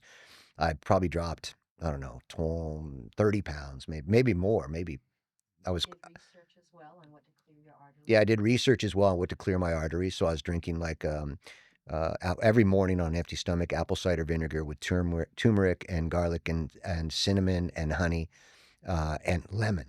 Lemon. And you boil this stuff and you make it into little shots and you put it in your refrigerator. And every morning on an empty stomach, I was drinking that. Well, I went in a month later, and this guy's like, well, first of all, when you came in here, you were heavy. I go, yeah. My wife had gone through cancer for twice in 3 years. We had COVID. I laid around and fucking ate Del Taco and chilled. So I was probably maybe, I would say like 25 pounds heavier than I am. And I'm a small guy. I'm 5'7". So 5'7.5", I'll give myself that. Yeah. And, and like I said, if I Very drink whiskey, I'm 7'5". So, and I came back in, and he was a Indian guy, like from India. And he's like, Bo, and I did all these crazy tests. And he's like, dude, you fucking look great. You ran all the tests. You've got no problems with your heart. You got no nothing. I said, so you would have given me stents in my heart for nothing? He goes, not for nothing. At that point, you needed them. You don't need shit right now. You just ran 5 miles as fast as you could in front of me and went in all these machines and everything. You're good to go. What did you do? And I said, I fasted and I drank this turmeric drink and all this shit. And he actually said to me, yeah, my wife and my grandma or my mother drink that stuff. And I said to him, because he's a doctor, I said, you couldn't tell me that? And he goes, no, I'd lose my license. Wow. So fasting, what happens is when you fast, you're getting metabolic switches on, and your cells go after anything that's bad. They go after cancer. They go after this. They go after that. They go after tumors.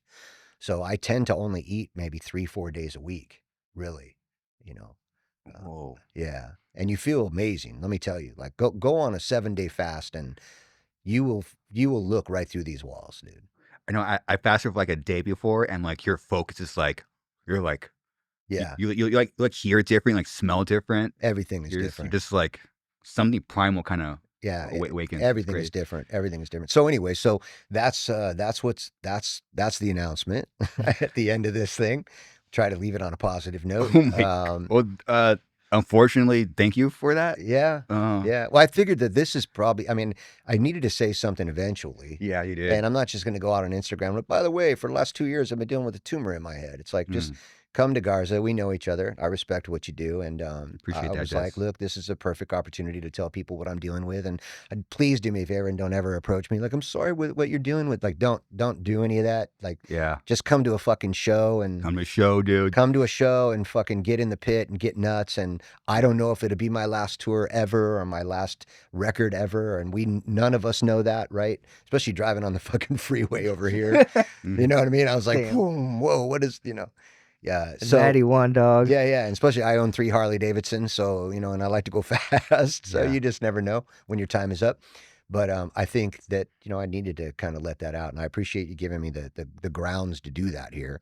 Because now this record, people will, I think, understand how fucking vital and special this thing is to me. And we'll come out to shows too and be like, yeah, we're going to go see Des now, right? Because what happens if they do say like, hey, we need to get an operation? Well, that's probably a year to 2 off, I think. But like I said, I've been in several times now, and he's like, dude, this thing is shrinking. It's fucking crazy. And I'm like, well, no, it's not crazy, really. Like, you need to have more positive thought, doc. Yeah. Right? Well, Des, we will be praying for you. Good. Prayer's good. I grew up with prayer, and prayer works. If you talk to the universe, I mean, I'm not talking organized religion here for everybody listening, but if you have prayer in your life and you think positively and you tell the universe what you want, it doesn't know what you want until you script it out. Right? So you got to script it out. I want to get to this place safe. I want to do this podcast and be able to discuss these things. I want to see my bro. He's bringing good coffee for me. We got 2 more quick questions. Sure. Go ahead, man. All right. I'm here. So there's there's a lot of history that's not really out there, especially me being like the new metal guy. It's just not really out there. Why did you and Cold Chamber go to NRG, which it seems like everyone after you guys went there and made these Incubus Make Yourself, Corn Follow the Leader, first Spine Shank, and I think maybe like the second Spine Shank. Papa Roach. Limp Bizkit and other, like what exploded the scene, but you guys were like the first band that went there. Why? So people don't know, but Jay Gordon, the singer of Orgy, like he started as a producer, and he's great friends with Jay Baumgartner. Jay Baumgartner's mom loaned him the money to open NRG, and NRG was just opening. Wow. And that was back in a time when like everybody get together at 2, 3 in the morning and cut different songs. I remember that Chino and Jay and all these different guys cut this song that wasn't the Deftones, called Blacklight. Just everyone would get together and cut tracks, like how you hear about like the Pearl Jam and Soundgarden and all those guys, like cutting tracks and showing it to each other to up everybody's game. That's what was going on. And so we met Jay. I love Jay Baumgartner to this fucking day. And when I met Jay and saw the studio he was putting together, I think the only other person was in there that came in was Deadsy, was Elijah Blue. And Deadsy came in at the same time. They recorded there for, I don't even know, they had money to be there for like 6 months.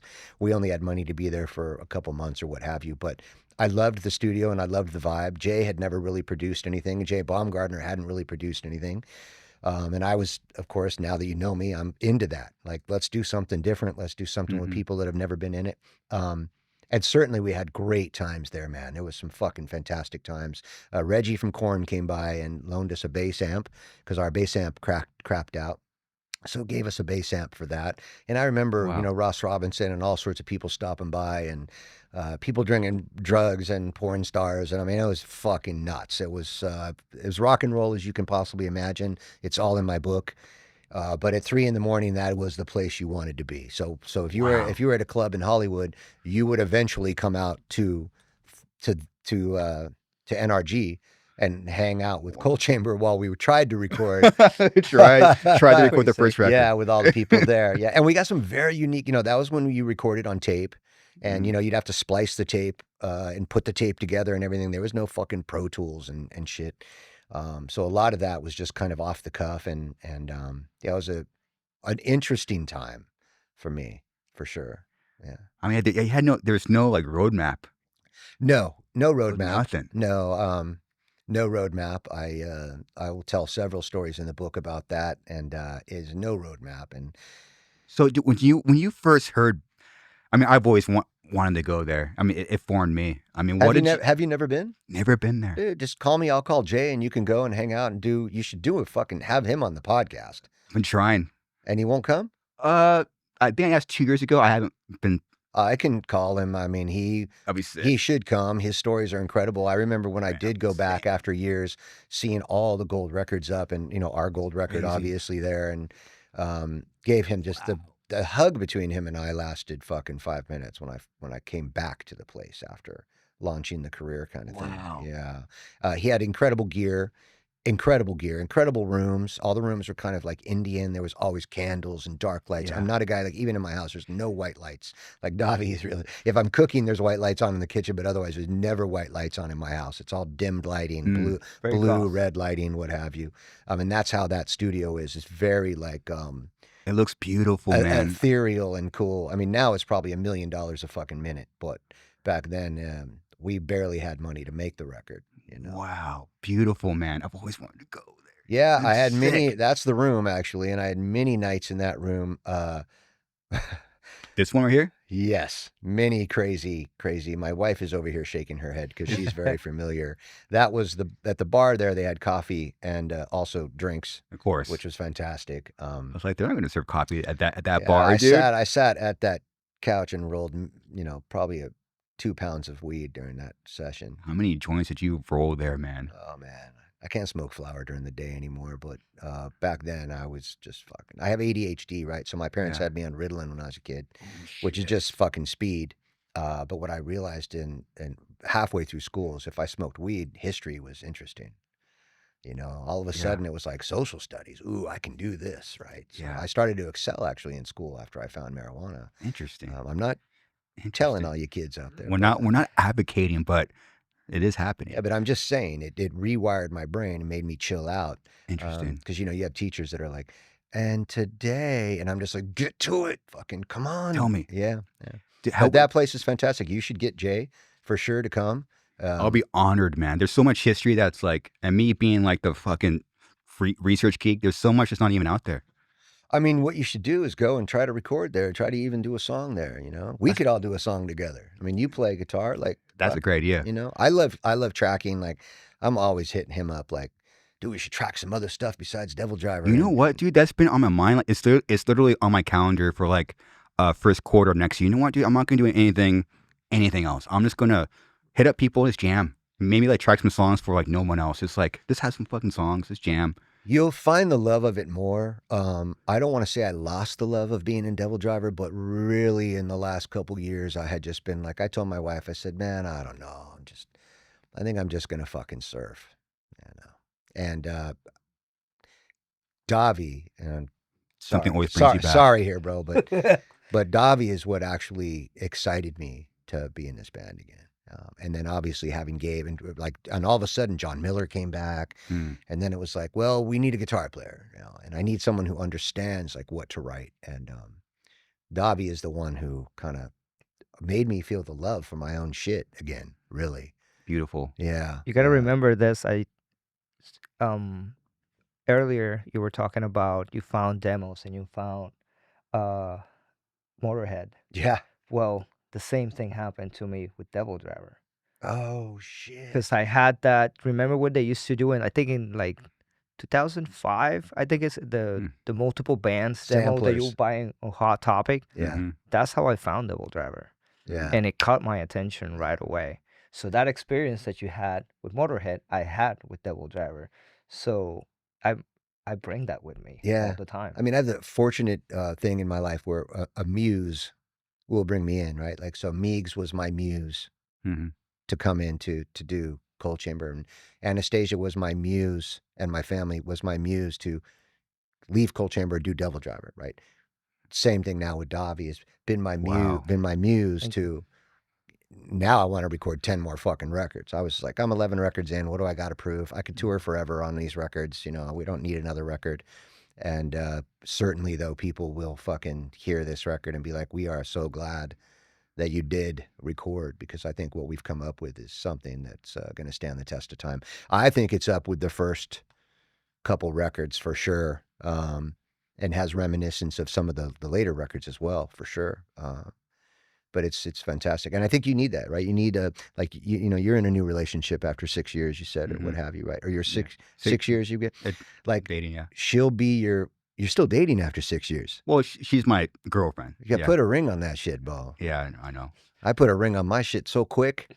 Me and Anastasia were dating, I think, 2 years, and I was like, no, that's it, we're getting married. Like, fuck this. Like, you're right.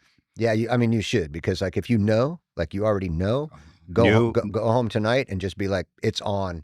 What do you want to wear? Is it gold? Is it titanium? Is it silver? Is it onyx? What have you? I knew after the second day, I'm like, yeah, we're. Then why wait 6 years? Yeah. You know what it is? You want to give her your last name. She's got Fafara tattooed as big as I do on her stomach. So at the beach, we're both sitting there with Fafara, and she's got Fafara on her arm. You know what Beautiful. I mean? Talk about commitment. It's like, it's love. And you want to give somebody that. Like that's what you'll give her. It's like, hey man, fucking take my last name. Beautiful, man. Yeah, bro. Yeah. Dez and Davi, anything that I might have missed that you want out there? I think we covered a lot. No, I want to thank the Widow's Sons for being in Dig Your Own Grave. They came out and spent a fucking 11-hour day, rode their motorcycles and did fake fighting and all this. Well, it was fake, but fuck, I would not want to get down with my guys in the fucking ring, especially Pike, the leader here. He's he's what's called a berserker. He's a badass. But these men will reach down and help you out and do more charity works than you'll ever fucking see in your lifetime. They're really honorable, great men I look up to, especially my president, Tank, my bro prez, we call him. I look up to him a great deal. He's led me through some stuff in my life. And Brian, who I'm patching with, we've patched together. Call him Bottle Cap. My nickname is Rumblebee. because I rolled up on a gold bike with a black and gold. I love the old school biker look where they wear stripes. So I had yellow and black stripes and a gold bike. And my vice president, actually, they call him Sixth Sense because he sees ghosts. Like, and this is a military guy. Like, you don't question it, right? Like, I fully believe that. But he says Rumblebee. I thought he said Bumblebee. Oh, and yeah. I said Bumblebee. I said, that's a name. I'll get laid with that. He goes, no, Rumblebee, because your bike is loud. I said, oh, killer, I'll take it. But I want to thank these guys for coming out and doing this. And then Davi helped edit the second video because the film, the film footage was great, but I thought it was a waste the way that it came back edited. And so he got me an editor and worked with a new editor and turned that video into, like, I think it's at 200,000 views in 2 weeks, 2.5 weeks right now. Sick. Right. So I want to thank everybody around us, man. I want to thank all the players. I've been very blessed to thank Napalm Records for re-signing. They did a great deal with us where we got an imprint, an Oracle Records imprint. And they did a really different kind of deal from what they do because I know the business and I'm like, nah, let's do something that's good for both of us, right? Record companies normally do something that's good for them, not good for the artist. But they did not. They treated me very well. John being back in the band, yeah, I got a lot of grateful feelings towards everybody in the last couple of years of my life, for sure, man. For backing what we're doing, you know, my wife for putting up with me being gone in the studio writing because I just like, you know, no, I can't do this, I can't do that. I gotta go write, you know. And Davi for like just having my back every fucking day. I mean, I hit him every day, and like I said, would send him lyrics and send him voice notes like, bro, how did this come out in 5 minutes? Am I lazy? And he's like, fuck no, this is fucking incredible. Keep it. So there was something going on with this record. Yeah. Yeah, you didn't really miss anything. I mean, we went into a lot of Cold Chamber and a lot of early stuff, and there's certainly a lot of Devildriver stories as well, but we've got a 2-book deal. So the first one is Loco, and then the second book is going to be when I am living at Anselmo's house and decide to leave Cold Chamber and go into Devildriver world. Oh, wow. And that is a fucking run of a book, bro. That is some stories that are just balls out. So I'm fortunate to be able to still be here and tell those stories. And, man. So is there like so you said it's next year. Is there like a tentative date yet? It's going to come out around, if you're a Cold Chamber fan, you may want to hold on to your fucking britches here and just get into next year. I think you'd be happy. Sick. Yeah. Looking forward to it, man. Yeah. Cool. Well, Des and Dobby, we close out every podcast the same. There's no rules, but since there's two of you guys, no rules. I love it. It fits me perfect. What are 3 records people to check out? 3 records to check out. Yeah. Just other bands. Yeah, it could be old, new. It doesn't have no metal. I mean, anything that you choose. I'll give you the floor first. You go. Because you listen to all sorts of stuff too. You're not just a metal guy. Yeah. Well, discography wise, I'm very influenced by salsa. It is a lot of that in my. Give it to me. Yeah, it's a lot of that in my playing. I just keep it like very hidden. I'm very influenced not by a record but by a player called Richie Gajate. Oh yeah. So everything he is involved musically, it's pretty much in my playlist. So okay. Percussionist over there, Richie Gajate is an amazing percussionist. So okay, so does he have his own records or he's basically a musician that participates on a bunch of records, but you can tell it's him because he have a certain style of playing. Okay. And then another one is El Gran Combo. That's like a big deal in Puerto Rico. Look it up, El Gran Combo. I got to go to Puerto Rico, man. I'm taking you. Just got back from Puerto Rico. Great job, man. I'm like, I don't know how to spell that. And he just fucking just nailed it, that's bro. That's like history right there. Rico, and Davi's sending me pictures, and I'm like, that's water? Like, that is so clear. I'm going to go. But yeah, that's usually in my playlist. And the non-metal side, that's where the groove comes from. Metal-wise. Oh, we went deep. Appreciate that, man. You're welcome. Metal-wise, because metal guys want to they just want to share metal, so they're metal, and it's like everything on my battle vest is what I'm in. You know, it's like, bro, please, you don't go home and listen to fucking Frank Sinatra when you're eating or some shit. Like, come on, bro. Like, and then metal-wise, man, I gotta give it to. I know it's not a new record, but it's always in my playlist. Iowa. Like that record changed my life.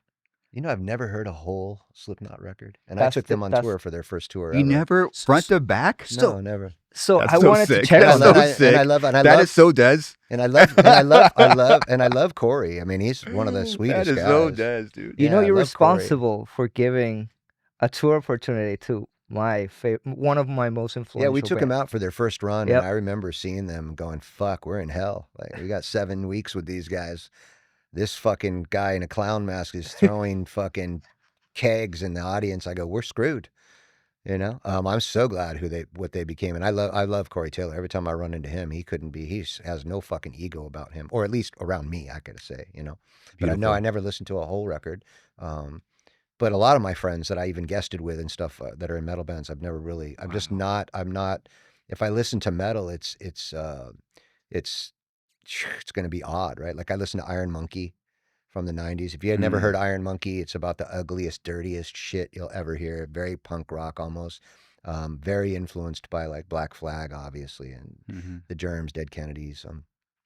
I love a band called Kavakon, Kavkon.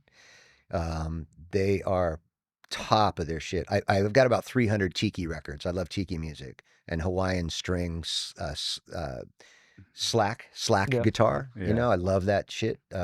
Kavakon, the record that I like. Cool logo. Yeah, the record I like is Atomic,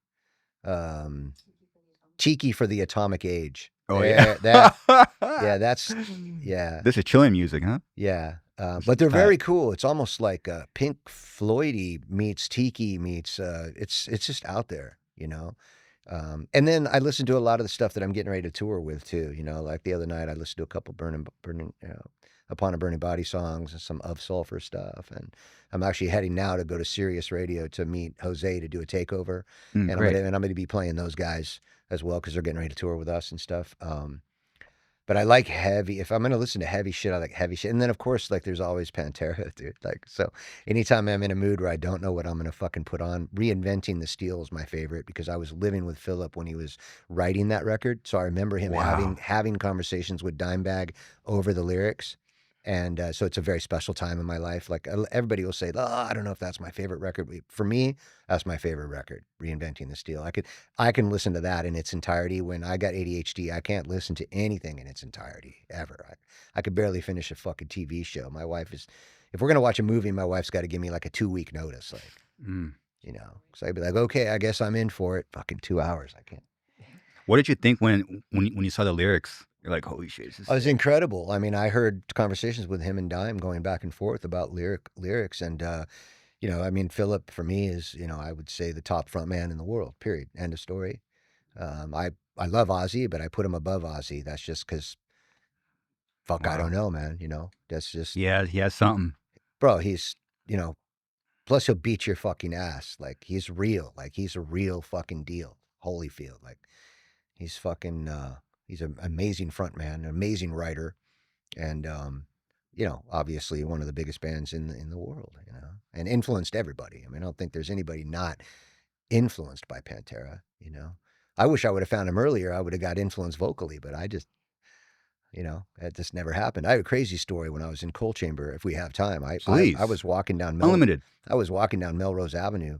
And Coal Chamber was just about to get signed, and I saw Philip, and I said, "Hey man, fucking, you know, I love your shit. I'm listening to your shit, you know." And he's like, he put his bags down. He's like, "Cool, man." He signed something for me. I go, "One day I'm gonna fucking tour with you." And he goes, "You know what? Badass, man. I hope you will." Fucking a year later, we pull up to a Pantera tour in my bus. Nobody's on the bus but me. He fucking knocks on the door. And it's fucking, I hear the door knock and I answer it and it's Anselmo. And he goes, "Get your shit." And I go, "What?" I thought I was getting kicked off the tour. He's like, "Get your shit." And I'm like, "Okay, I got my bag." And I go up on his bus and he's like, "This is my bunk. That's your bunk below me. Throw your shit in. You're living with me." And that's how we became friends. Whoa, what the? Yeah. No one, that's unheard of. Yeah, unheard of. But one of the coolest fucking guys you'll ever meet. He's wrote the foreword for my book, and it's very short. It's not this big paragraph. It's just, one of the best things about Dez is his heart. And I was like, bro, that is so fucking killer. You didn't need to go into my music, my this, my that. Just, you know, he gets me for who I am, and I stayed with him for for a long time off and on. So yeah, when we start talking about, him, it gets deep for me. There's him and I and Hank 3. That's probably 4 in the morning and I'm trying to light a joint, but I'm laughing so fucking hard. And if you look to the right and to the left, Philip has like 1 million tapes and 1 million CDs and 1 million records. And, he's a music guy, like fucking, he loves music. So yeah. Well, when the book comes out, we got to hear some more stories, man. Yeah, well, we can book it. I'll come in. We can book it. Yeah, we can book it. Yeah, when the book comes out, I'll come in and I'll read some of the stuff for you if you want, because there's some crazy ass fucking stories, man. Yeah. Huh? Our first date was the Pantera. Yeah, our first date, Your my first wife date, and right? I. Well, I was living at a hotel in Beverly Hills, and she kept asking me if I was a drug dealer because I didn't tell her I was in a band. I'm an old goth girl. I have no idea. She's a about little drugs. goth girl. She had no clue what I did. And, I was like, I'm not, no, I'm not a drug dealer, And so our first date was, I go, hey, come downstairs. Are you ready? And she was in my hotel room getting ready. And I said, come on. And we got onto Pantera's bus and it pulled underneath the Forum to play with Black Sabbath and Pantera. And she goes, what is this? And I go, I'm in a band, this and that. We're going to see Black Sabbath and Pantera, which she was like, okay, right? And Sharon Osbourne took her away for like fucking 3 hours, man. I didn't see her. And then Sharon came back and goes, she's going to be your wife. And I said, oh, yeah, she is. So Unbelievable. yeah. So that story's Beautiful, in the book, man. but that story's in the book, but it goes more into it. Yeah, I'm blessed, man. I mean, I'm still alive. You're still alive, man. And got a record that's fucking hitting right now. Let's go. And now I go to Sirius Radio to talk to my guy Jose and fucking do a takeover. It's going to be fun. Beautiful, man. And I appreciate the words about sobriety. Yeah. Thank you. It might have changed my mind. Well, here's what I think about. If you're thinking about getting sober, it means you need to. That's all. If you wake up and go, I think maybe, then you should. And just, you won't feel changes until about a year. Like you'll say to everybody, I feel so fucking good, but no, not really. A year in, you're going to feel amazing, but just stay away from the people who used to drag you down. Stay away from the places that used to drag you down. I mean, now I have a bar at my house, fully fucking stocked. I have actually the bar from the Mayan Theater in LA from the 1970s, the VIP bar. I had a guy find it in a fucking place, and I go, bro, bring that to my house right now. And it's fully stocked for people that come in, and I'm a hell of a bartender, I mean, now I can do that thing without going back. But before that, you couldn't have a bottle of whiskey in my house because I would fucking drink that shit right now. Damn. I'm for sure going to smoke at some point. For sure. Because to me, smoking isn't it isn't an escape. I don't like smoking. It makes me really think deeply about things. So it's scary for me, but I like what it brings. Yeah, I can only smoke flower if I'm writing during the day, but I don't smoke flower during the day, and very rarely at night too. I mean, I hit a CBD pen because I have a bad knee. I got a fucked up knee, and it helps. But I just feel like a lot of people will say, "Well, you're not really sober." It's like, well, I never did the AA. Got a chip. Got a this. Got a sponsor. I just walked off the bus, went and got the date tattooed on me, 10/9/16. The guy's like, what am I tattooing this date for? I said, because I'm getting sober today. And he just laughing. Oh, yeah. He's just a biker He's like, guy. I've heard this fucking 100 times. This is awesome. Hold on. 10. He's like, I go, am I done? He goes, oh, yeah, you're done. I don't even know if he charged me, actually. He may have just said, fucking get out of here, right? But I puked for the first 4 shows because I was on the road when I got sober. And I remember the first 4 shows were like, this is terrible. I don't know if I can do this. Like, I remember it. It was like yesterday. I was in El Paso the first show, and I was puking in a bucket 5 minutes before I went on stage, Now I couldn't imagine being fucking drunk on stage. I can't even fucking fathom it, having to remember lyrics and everything. But I did back then. I mean, I was like obviously on autopilot. Your body goes on autopilot. You're going to do fine, man. You're going to do great. Thank you. Keep yourself in the gym. Keep yourself positive. Keep yourself happy. Stay away from fucking the idiots that used to drag. I cut a lot of people out. I mean, I have a very small circle anyways. I'm extremely private. But I cut a lot of people out that every time we went out, we were just like, well, all right, where are we going to go? We got to get drinks. It's like, bro, come on. Like, let's fucking sit and chill, dude, and talk about life. Yeah. I mean, that's what we've been doing here, Yeah. So, I'm fortunate. I don't know if I would have made it through without sobriety, to be honest with you. But it was never a point where like, bro, you said so much shit last night to people, or bro, you told your wife to fuck off, or none of that. It was just, 2 cocktails before the show, 3 cocktails after the show, Adds up. 250, 280 shows a year. Holy shit, how many bottles am I running? And you only have 1 liver and 1 kidney. Yeah. Or 2 kidneys, really, and 1 liver. How is that? I don't know that. Yeah. 2 kidneys, 1 liver. Yeah. I'd like to keep them. I'd like to keep all the relationships around myself. You know, Davi's sober, so him and I, that works That's real sick. well with him and I, you know. Something I wanted to add is not just your body, is when you are past a certain point, you lose memories. And like for me, money comes and goes. There's a lot of things that come and go, but your memories and your existing in this world is forever. You can relate this, right? I mean, you toured drunk Oh, yeah. and you forgot a lot of it. Yeah. It's sad. And You- you said stuff and people said stuff and you forgot it. Yeah, and it sucks. And you've been to places that you won't remember. And dude, I met you 5 years ago. And I'm like, I met you, I met you 15 years ago. And I'm like, I'm so sorry, bro. Like, I drank, I don't remember. Well, I'm so-and-so. Well, hi. Dude, we hung out all night.